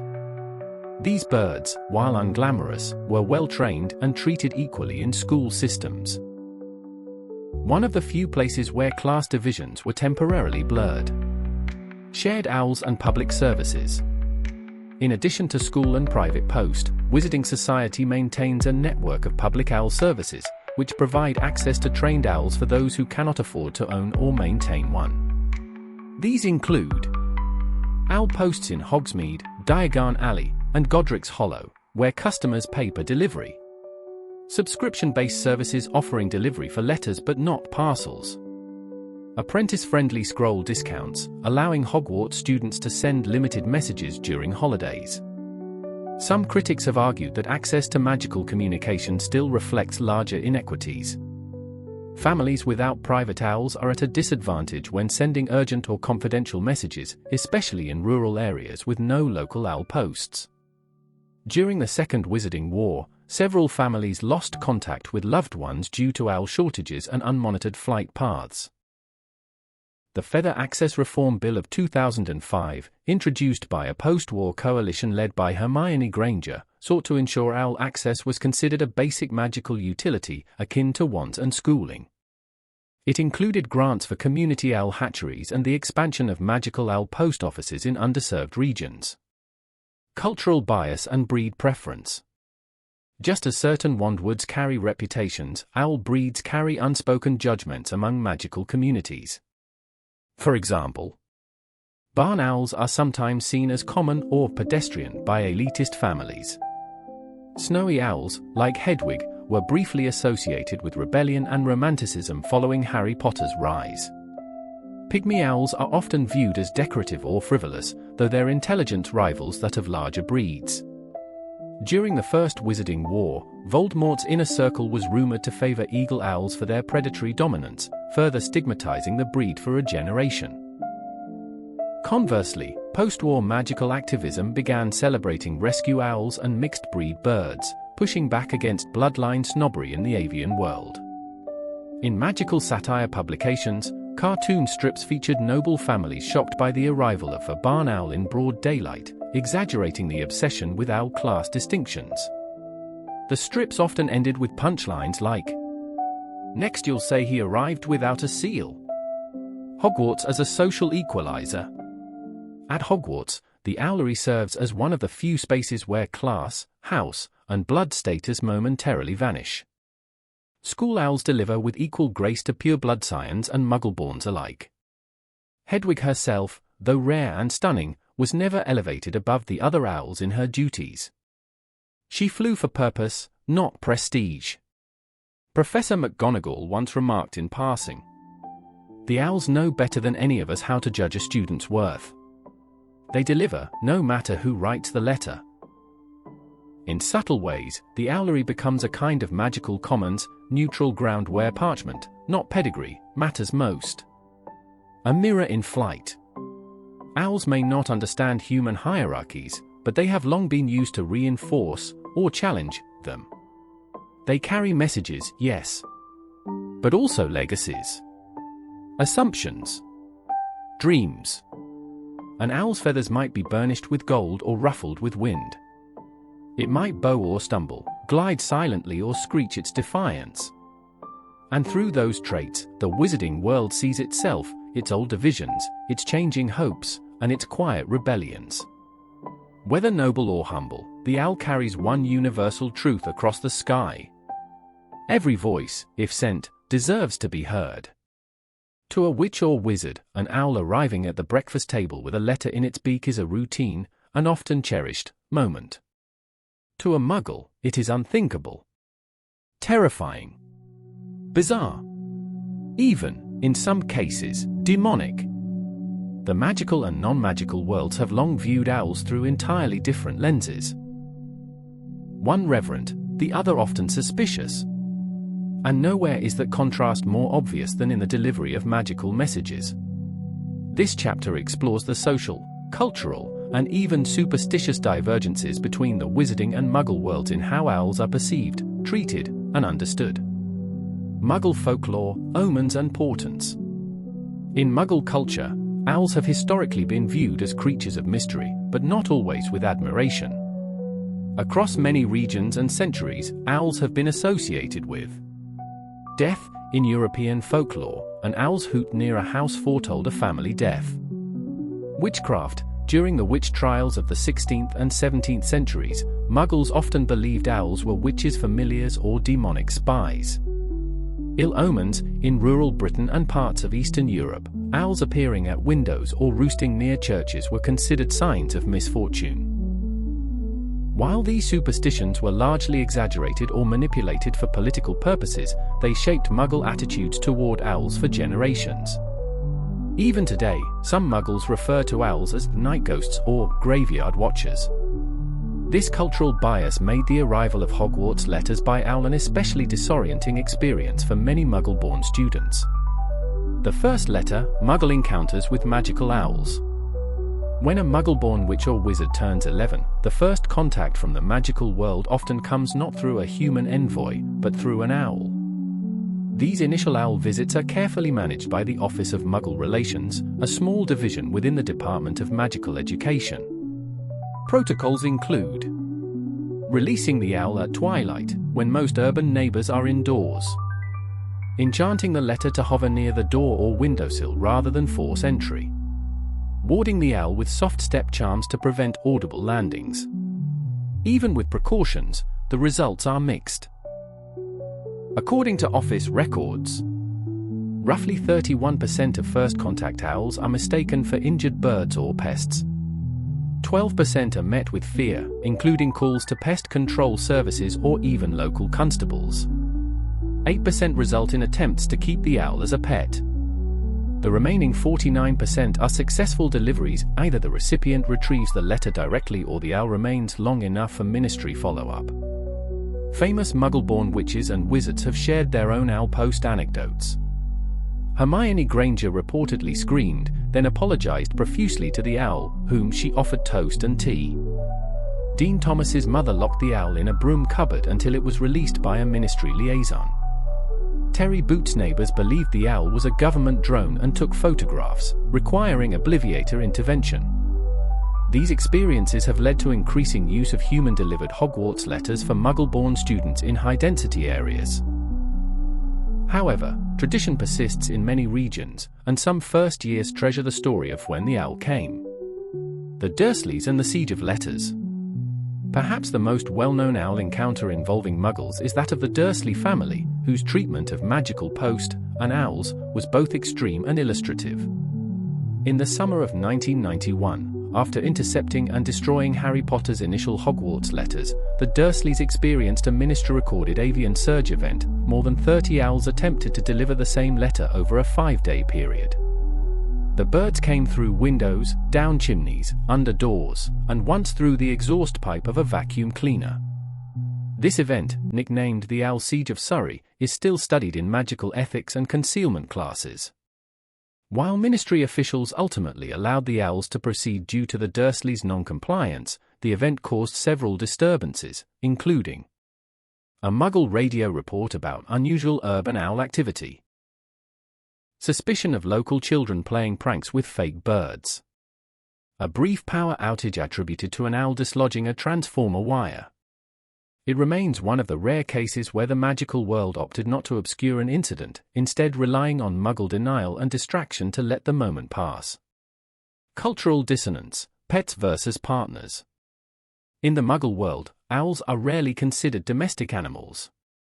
They are birds of prey, best admired from afar. In some countries, keeping an owl without a license is illegal, and even licensed owls cannot be used for delivery or companionship. This is in stark contrast to the wizarding world, where owls are regarded not as pets, but as partners. They are honored in schools, woven into crests and folklore, and even given legal protections under the Scroll and Feather Acts, see Chapter 8. Muggle-raised students often need time to adjust. First-year Hogwarts instructors report. Students attempting to feed owls cheese or human snacks. Students speaking to owls as they would dogs or cats. Students startled when owls seem to understand without being told. Professor Flitwick once recounted a moment when a Muggle-born Ravenclaw asked if their owl needed a cage or the charging station.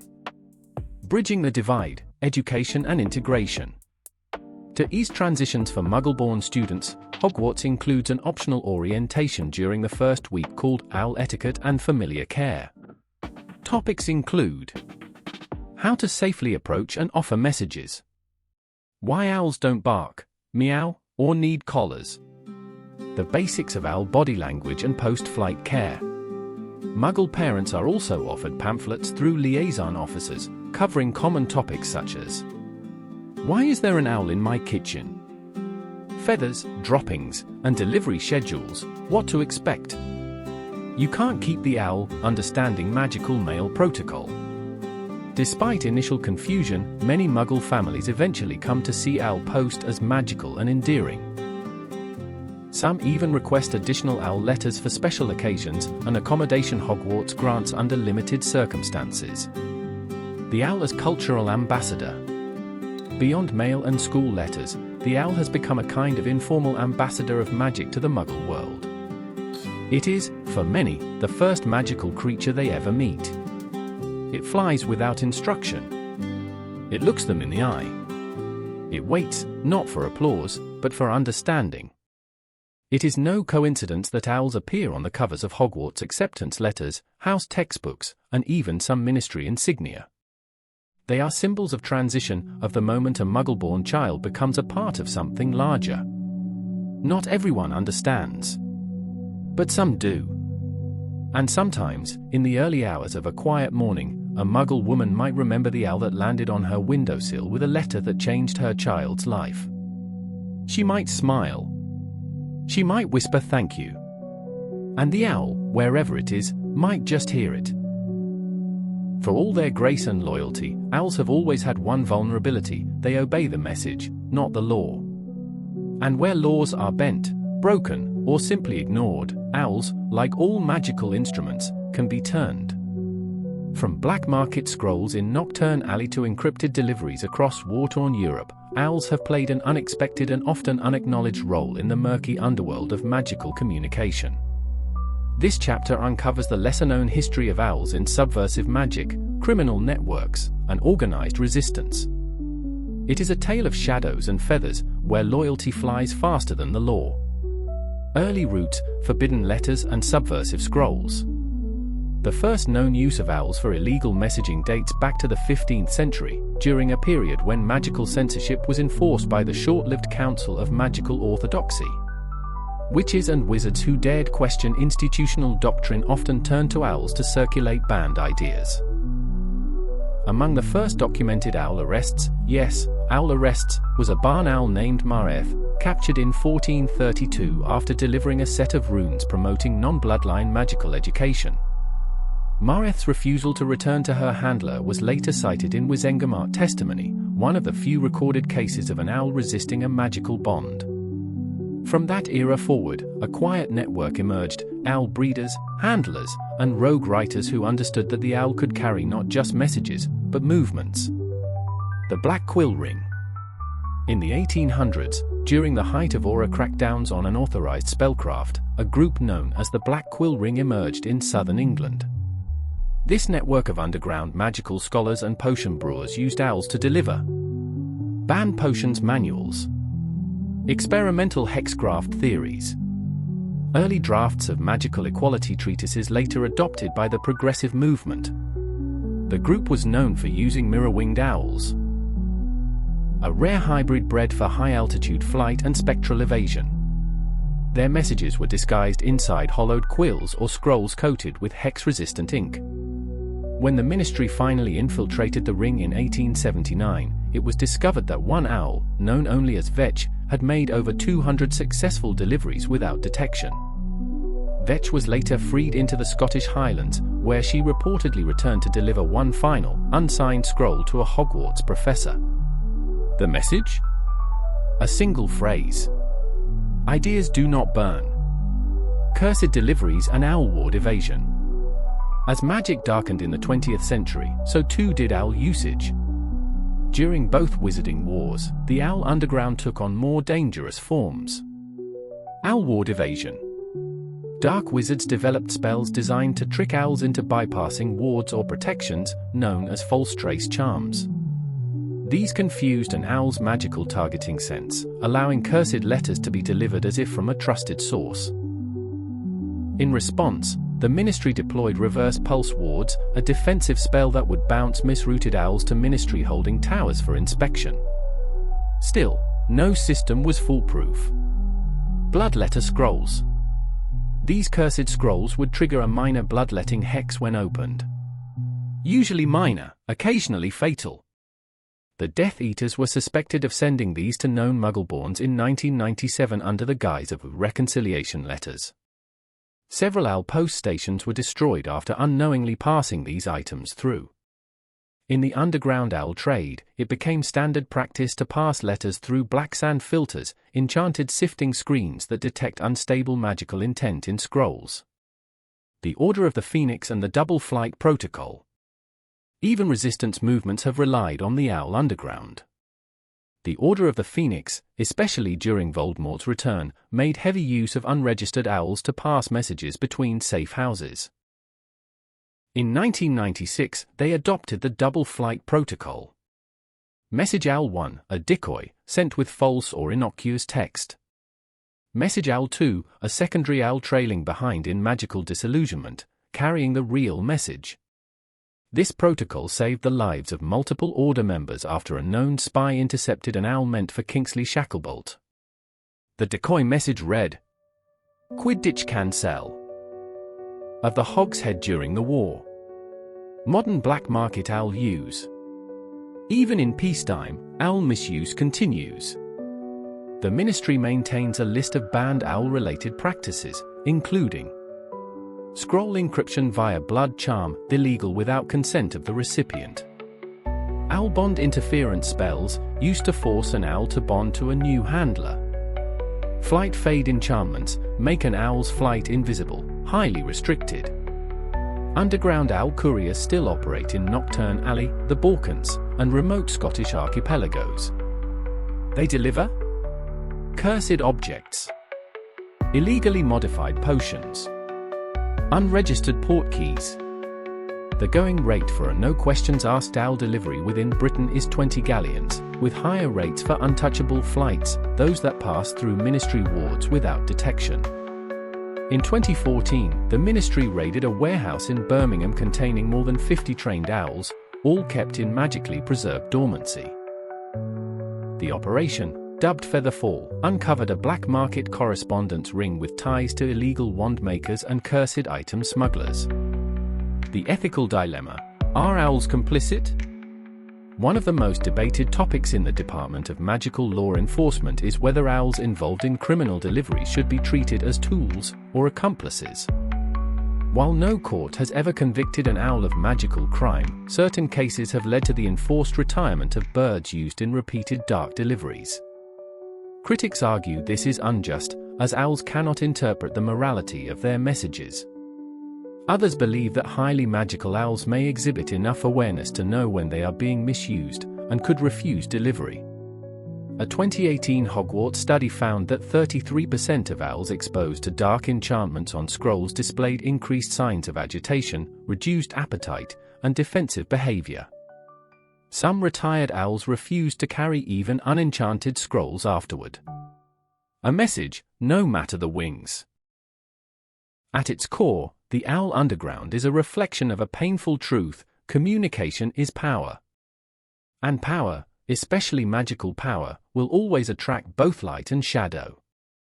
Owls have carried manifestos and manifest curses. Declarations of love and threats of death. Banned ideas and desperate pleas. They do not choose the message, but they choose to fly. And in doing so, they carry not only parchment and ink, but the burdens and the hopes of a world still learning how to use its voice. The Battle of Hogwarts may have marked the end of open warfare in Wizarding Britain, but the feathers of that war continued to drift long after the last spell was cast. Among the unsung participants in the conflict were the owls, loyal carriers of secret messages, warning signs, family farewells, and coded resistance. In the years that followed, as the wizarding world rebuilt itself, so too did its relationship with owls. Owl culture, once rigid, steeped in tradition, and layered with class expectations, entered a new phase, one of reflection, accessibility, and reform. A shift in sentiment, owls as war veterans. In the wake of the Second Wizarding War, public perception of owls transformed. Where once they had been seen primarily as tools of communication, they were now regarded with reverence, recognized for the critical roles they played in wartime efforts. Ministry reports indicate that over 2,000 owls were either lost, injured, or retired during the conflict due to exposure to cursed scrolls, exhaustion from long-haul resistance flights, magical trauma from spell fields and ambushes. In 1999, a year after Voldemort's fall, the Wand and Feather Memorial Garden was inaugurated behind the rebuilt ministry. At its center stood a bronze owl statue in mid-flight, wings wide, clutching a scroll that bore no seal. The inscription reads, "To those who carried our voices when we could not speak." Owls were no longer silent symbols, they had become veterans in their own right. Hedwig's legacy. Perhaps no owl better symbolized the bond between wizard and bird than Hedwig, Harry Potter's snowy owl, who was tragically killed during the Battle of the Seven Potters. Her death was mourned across magical Britain, not only because she belonged to the boy who lived, but because she represented every creature that had risked flight for the sake of truth. Hedwig's image was added to Hogwarts curriculum pamphlets, wizarding textbooks, and memorial broadsheets. Her story became a parable for the sacredness of magical bonds, the cost of resistance, the dignity of all magical creatures. The Hedwig Memorial Owl Sanctuary was established in 2001 by Hermione Granger and Luna Lovegood, offering medical care, refuge, and retirement for owls too injured or traumatized to continue working. Legislative changes, the Scroll Rights Act. Prompted by public sentiment and activism from magical creature advocates, the ministry passed the Scroll Rights Act of 2003, a sweeping reform bill that redefined how owls could be used, treated, and retired. Key provisions included mandated rest periods for any owl making more than 12 flights in a 48-hour span, outlawing of high-pressure bonded flight contracts, particularly in black market post networks. Required enchantment transparency, meaning all scrolls must be inscribed with detection wards that reveal curses, coercion, or illegal bonding spells. Retirement benefits for long-serving owls, including magical veterinary care and eligibility for sanctuary placement. The Act also created a new branch within the Department for the Regulation and Control of Magical Creatures, the Office of Owl Welfare, OOW, tasked with overseeing breeder inspections, owl post licensing, and emergency flight rescues. Technological tensions, owls versus magic tech. As magical innovation advanced in the post-war years, the rise of magic tech messaging systems, MMS, wand-based instant communication charms, posed a cultural dilemma. Would owls become obsolete? The answer, for now, is no. Though fast and convenient, MMS has significant limitations. It lacks encryption, making it vulnerable to magical eavesdropping. It requires wand availability and attunement, excluding underage students or squibs. It cannot deliver physical objects, such as gifts, official documents, or enchanted items. Most importantly, owls are still trusted. There is something deeply reassuring in watching a bird descend with a scroll in its talons, untouched by artifice, unmoved by urgency. In many ways, the post-war generation has clung to owl post not despite its old-fashioned nature, but because of it. That said, hybrid systems have emerged. Smart scrolls can link with wand alerts upon delivery. Location charms now track owl progress for worried parents. Privacy wards attached to owl talons ensure scrolls are readable only by the intended recipient. Even Hedwig's legacy sanctuary now uses such technology, proving that reverence for tradition and acceptance of progress can, when done wisely, fly side by side. Hogwarts and the new Owlery. After the war, the Hogwarts Owlery was one of the first facilities to be repaired. Expanded and renovated under the guidance of Professor Grubleplank and caretaker Filch, the new Owlery included heated roosting perches for aging owls, magical grooming wards for injured wings, a separate rookery for wild rescue owls, many of whom became classroom companions. Every year, a first-year owl flight ceremony is held during the first week of school, where students write a scroll to themselves and send it by owl, only for it to return at year's end, unread. It is a ritual of growth, hope, and the constancy of the birds who fly beside them. New cultural roles, the owl as companion and counselor. Post-war literature, plays, and magical broadcasts have increasingly portrayed owls not just as carriers, but confidants. Novels like Wings in the Smoke and The Owl That Waited cast owls as spiritual guides, guardians, and metaphors for healing after trauma.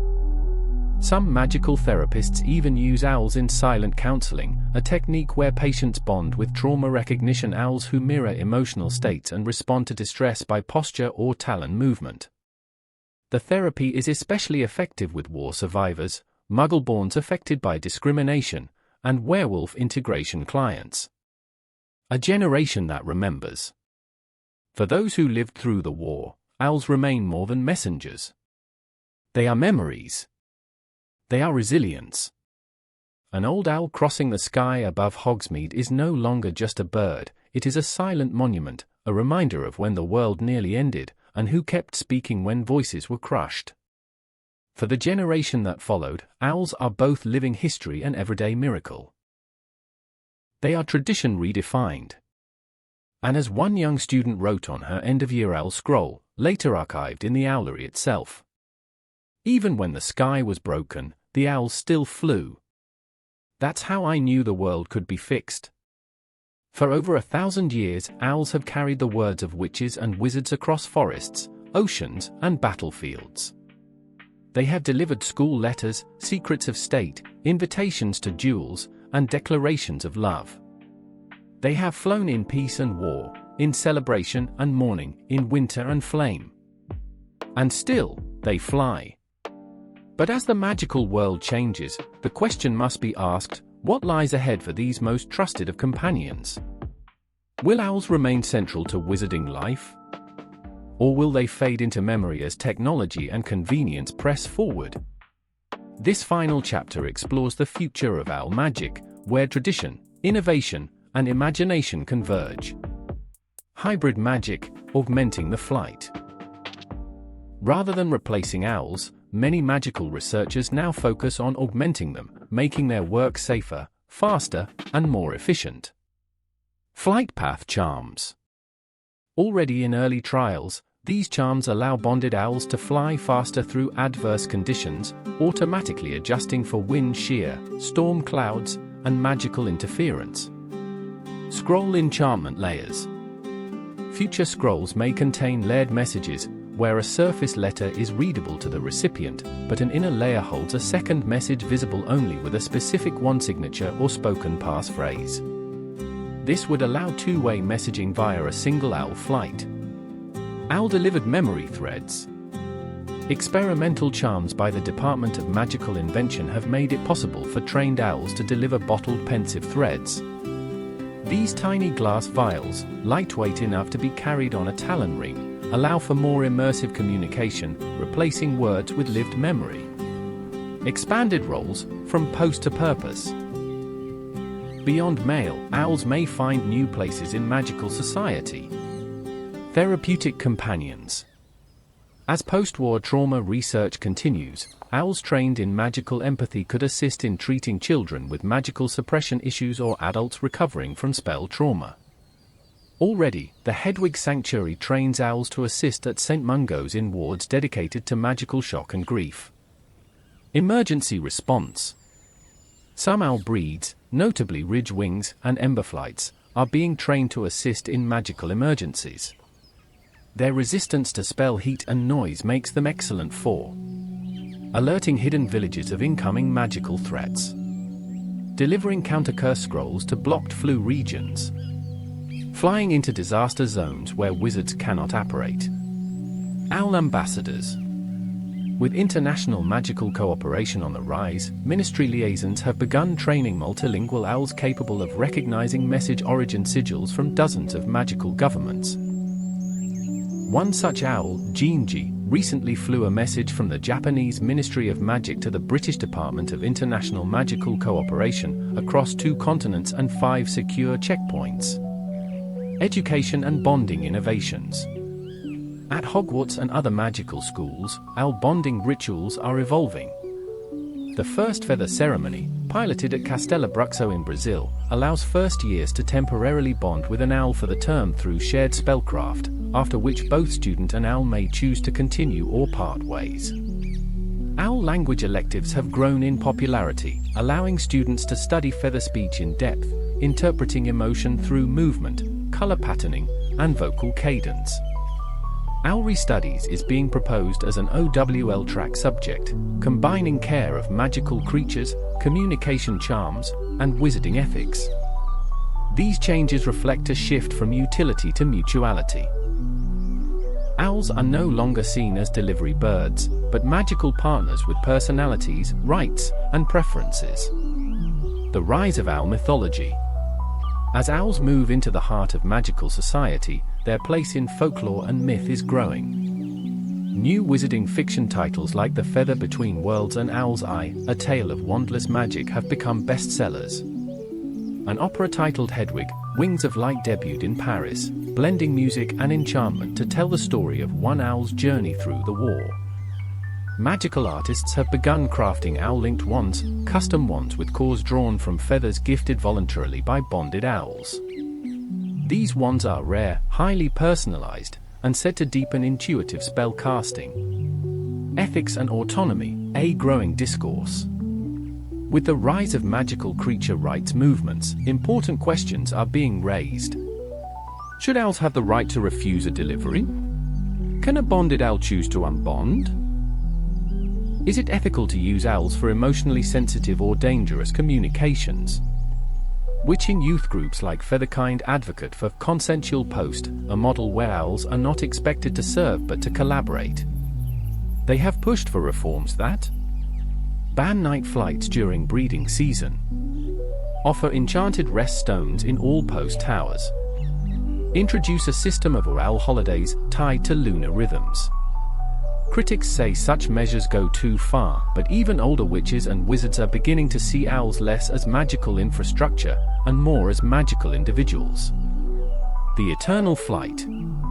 In the end, it seems likely that owls will always have a place in the wizarding world, not because they are irreplaceable, but because they are trusted.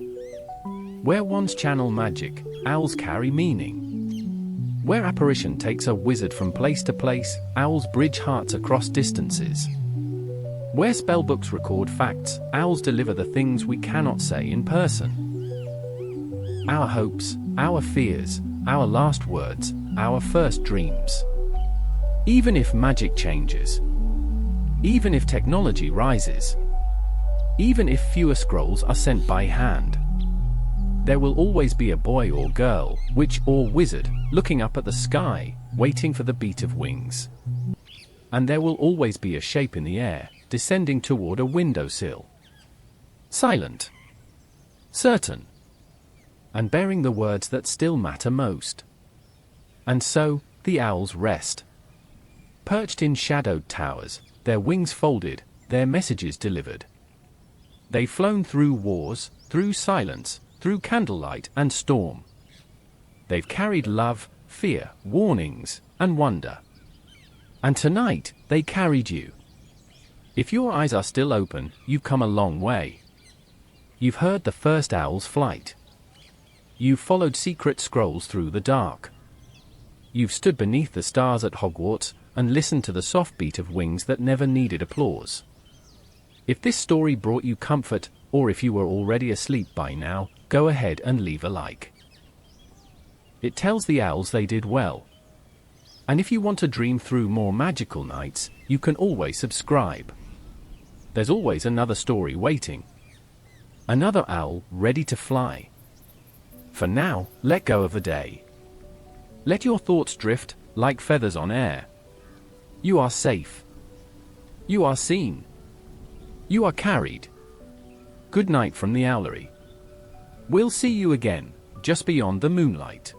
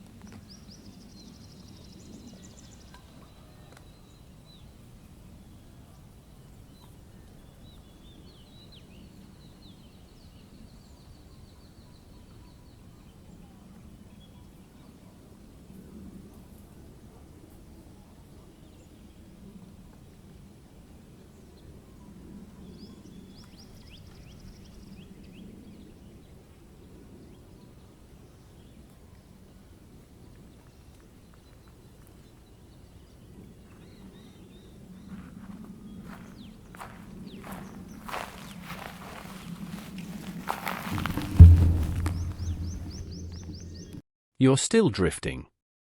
Not fully asleep yet, are you? That's all right. Some dreams take longer to arrive. And some owls wait longer to fly.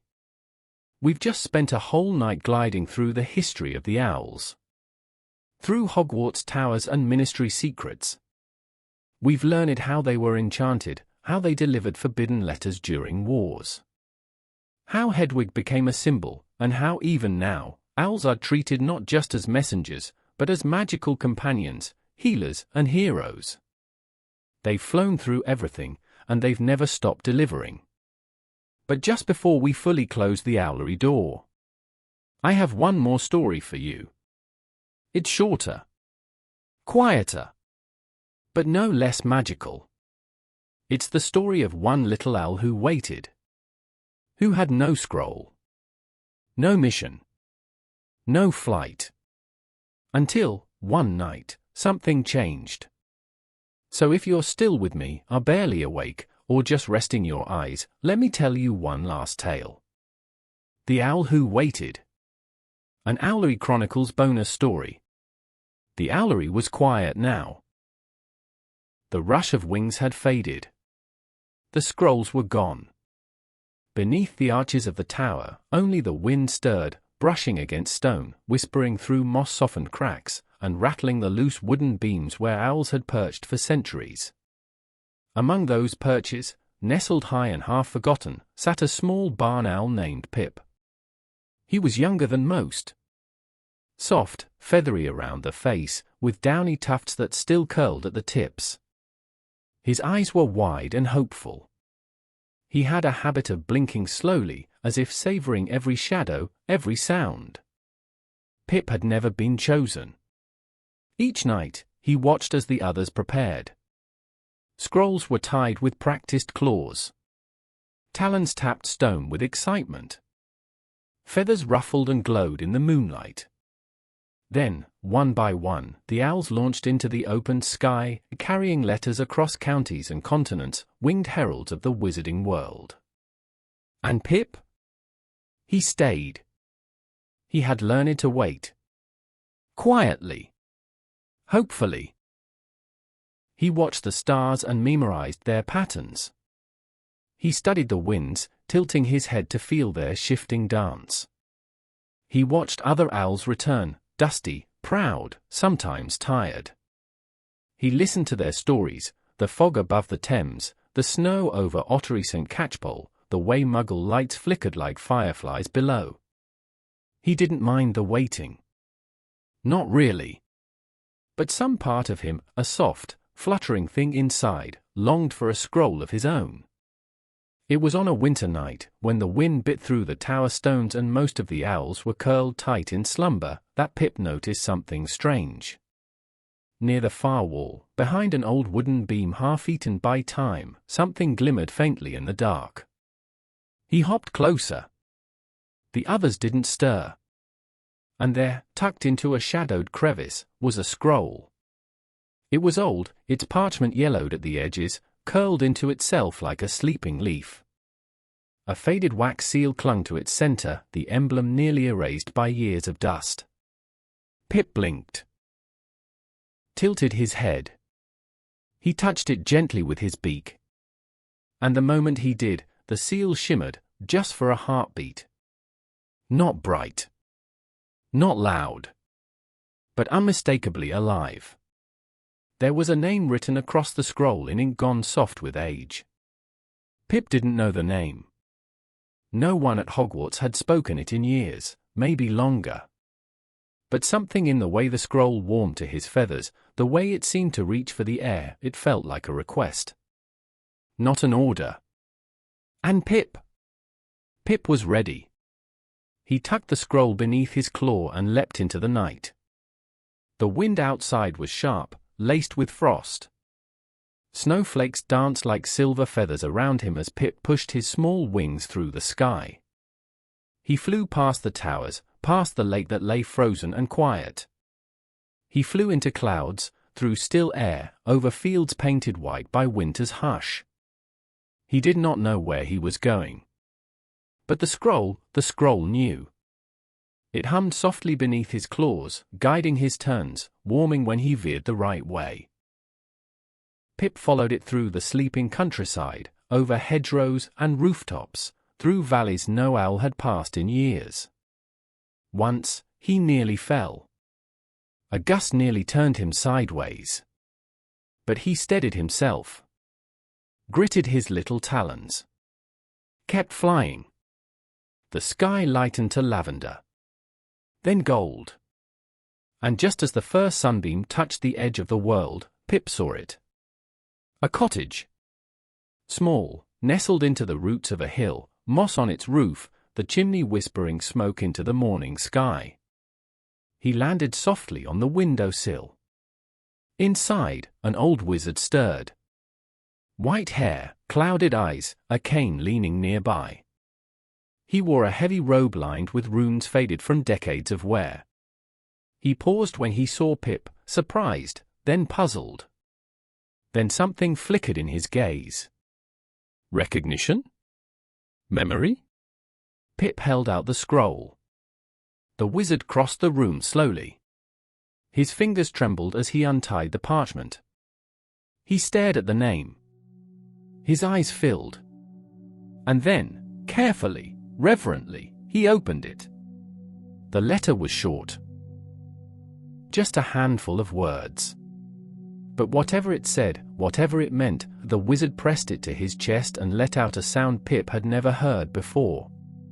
It was a mix of laughter and sorrow. Of relief. "I thought they forgot me," the wizard whispered. His voice was cracked with age, but clear. Pip tilted his head. The wizard looked out the window. "You weren't late," he said gently. "You came when I needed it most." He sat by the fire, the scroll in his lap, reading it again and again.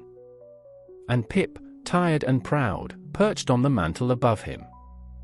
For a while, they sat together. The fire crackled. The world breathed. And when Pip was ready, he turned and flew home. By the time he returned to the Owlery, the sun had fully risen. The tower was beginning to stir. Feathers fluffed.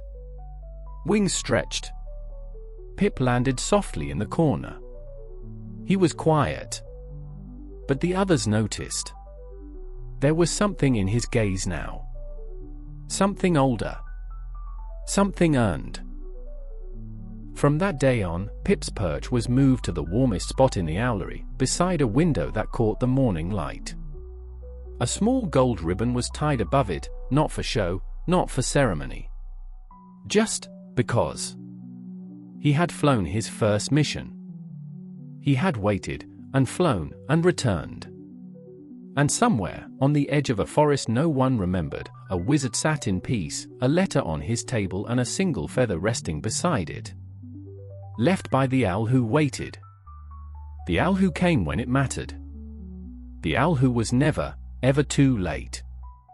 We began our journey in the mist and hush of memory, where parchment crackled under candlelight and the rustle of wings echoed through the towers of Hogwarts. Do you remember the first owl? The one that came before the scrolls were enchanted, before the Owlery was even built? A wild creature drawn to the castle not by spell or charm, but by something older. A bond. The magic of trust. That first flight became a legacy. We watched as owls became more than birds. They became bearers of secrets, of summons, of dreams sealed in wax. They flew through weather, through war, through silence. From the Ministry to Hogsmeade, from Forest Edge to faraway homes.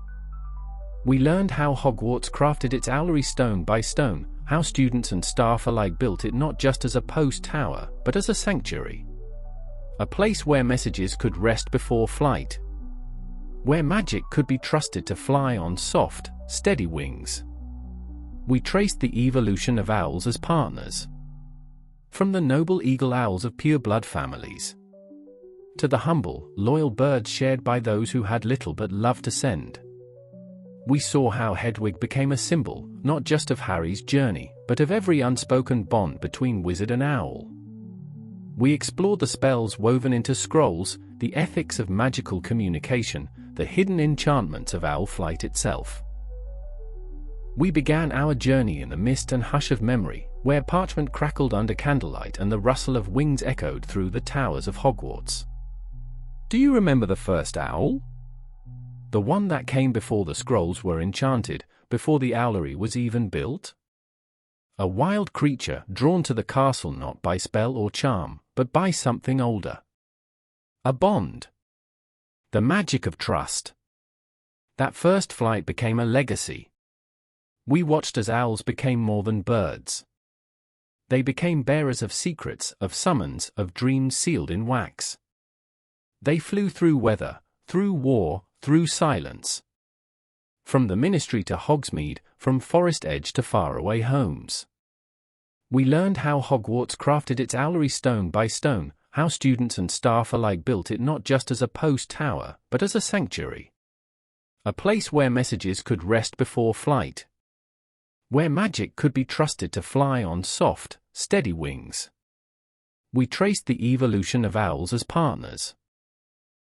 From the noble eagle owls of pure-blood families, to the humble, loyal birds shared by those who had little but love to send.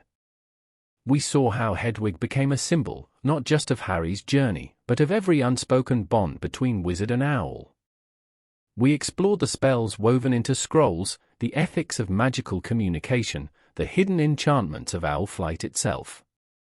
And we remembered that when the wizarding world broke apart in war, the owls kept flying. Not because they had to, but because they were trusted. Because they remembered the promise of that first scroll. Because someone, somewhere, was still waiting.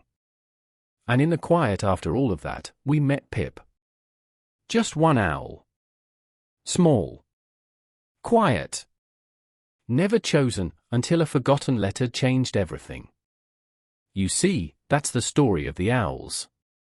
It's not just about post or parchment or feathers in flight. It's about what it means to be faithful. To wait. To listen. To carry something important, even if no one notices. And that is the magic we've been sharing tonight. We uncovered so many quiet secrets together, didn't we? Little pieces of magic, tucked between the feathers and scrolls. Not loud spells or heroic tales. But the kind of magic that hums beneath the surface, the kind you only hear when everything else has gone still. We learned about the enchanted bindings, those old spells layered into owl talon rings that knew where a person lived, not just on a map, but in the magic of memory. Some scrolls traveled further than anyone knew, through enchantments no human could pass. Some found wizards who had vanished from the world. Others found hearts that had been waiting years. We found cursed scrolls, too. Twisted bits of dark magic, hidden in innocent wrapping. And brave owls, yes, brave, who carried them anyway, because someone needed to know the truth. Because even warnings need wings. We saw the creation of the Scroll Rights Act, the quiet revolution in how owls are treated. How after the war, the wizarding world finally looked up and said, "We see you. We thank you." We explored the post-war Owlery, renovated, warm, filled with rest stones and healing wards. No longer just a tower of work, but a place of peace. A place where even the oldest owls could sleep without burden. And beneath all that history, we glimpsed the very soul of owl magic. Not the grand flights, but the in-between moments. The scrolls that were lost and found. The letters never sent, and the ones that arrived just in time. The owls that waited longer than anyone thought they could. The ones who flew anyway. Like Pip. The owl who had never flown. The scroll no one remembered. The wizard who thought he'd been forgotten. That little story, quiet and soft, might just hold more magic than all the rest. Because sometimes, the most important message is the one that takes the longest to arrive. If you're still listening, just barely, just drifting, you might be wondering. What do the owls teach us? They've carried letters and secrets and spells. They've flown through storms and silence. They've waited on towers and rooftops, perched above the sleeping world. But beneath all of that, the owls have taught us something simpler. Something softer. They've taught us patience. They wait without complaint. They do not ask when their scroll will come, or how long they must sit in shadow. They trust the moment. They trust the magic. They've taught us presence. An owl does not rush. It lands quietly, watches closely, feels the wind before the leap. It does not need to speak to be heard. It does not need applause to be proud. They've taught us purpose. Not grand, flashing purpose, but quiet work done with care. They carry messages that are not their own, yet they treat them with reverence. They fly not for fame, not for praise, but because it is needed. And sometimes, what they carry isn't a scroll at all. Sometimes, they carry hope. The kind written in trembling hands. The kind sent across years and silence. The kind that says, I remember you. I'm sorry. I still believe. Owls teach us that even the smallest task, delivering a single message, waiting for a scroll that may never come, is filled with meaning when done with love. That there is dignity in the unseen. That the world is full of magic we don't always notice until a feather falls on our windowsill. And in the quiet that follows, we remember. Some messengers carry more than parchment. They carry pieces of who we are. So the next time you see a bird crossing the sky, or hear the faint rustle of wings in the dark, perhaps, somewhere in the heart of magic, an owl is still flying for you. You stayed. Whether you listened wide-eyed from beginning to end, or drifted in and out, letting the words blur into dream, you stayed. And that means something. Because time is precious. Stillness is rare. And in a world that moves so fast, you chose to be here. Quiet, curious, maybe even a little enchanted, listening to the story of the owls. Thank you. Thank you for letting me whisper to you about scrolls and feathers, about Hedwig and Pip, about towers and hidden truths. Thank you for giving these quiet stories a place to land, inside your mind, your imagination, your sleep. It's easy to forget how powerful listening can be. But stories, like owls, need someone waiting at the window. You've been that someone tonight. And even if you didn't hear every word, even if you missed chapters or dozed through sections, it doesn't matter. The magic still found you. That's how it works, soft, invisible, gentle as wings brushing through dusk. You've given this story more than attention. You've given it life. Because when stories are heard, they echo. They stretch beyond their pages. They wrap themselves around memories, dreams, the quiet corners of our minds. And they stay. Just like owls. So as we close this chapter together, I want you to know. Your presence here is part of the story now. You've helped it become what it is. You've helped the owls fly a little further, carry a little more, reach someone they might not have reached otherwise. And if you're returning to this place, if you've listened before, or found comfort in other stories from this channel, I want to thank you twice. Your continued presence is a kind of quiet magic all its own. And if this was your first time here, then welcome. Truly. This space was made for you, for your stillness, your wonder, your rest. Let this be your owlery. Your night tower. A place you can return to whenever you need to hear a soft voice, a familiar rhythm, a touch of magic carried on the wind. Thank you for coming. Thank you for staying. Thank you for dreaming with me.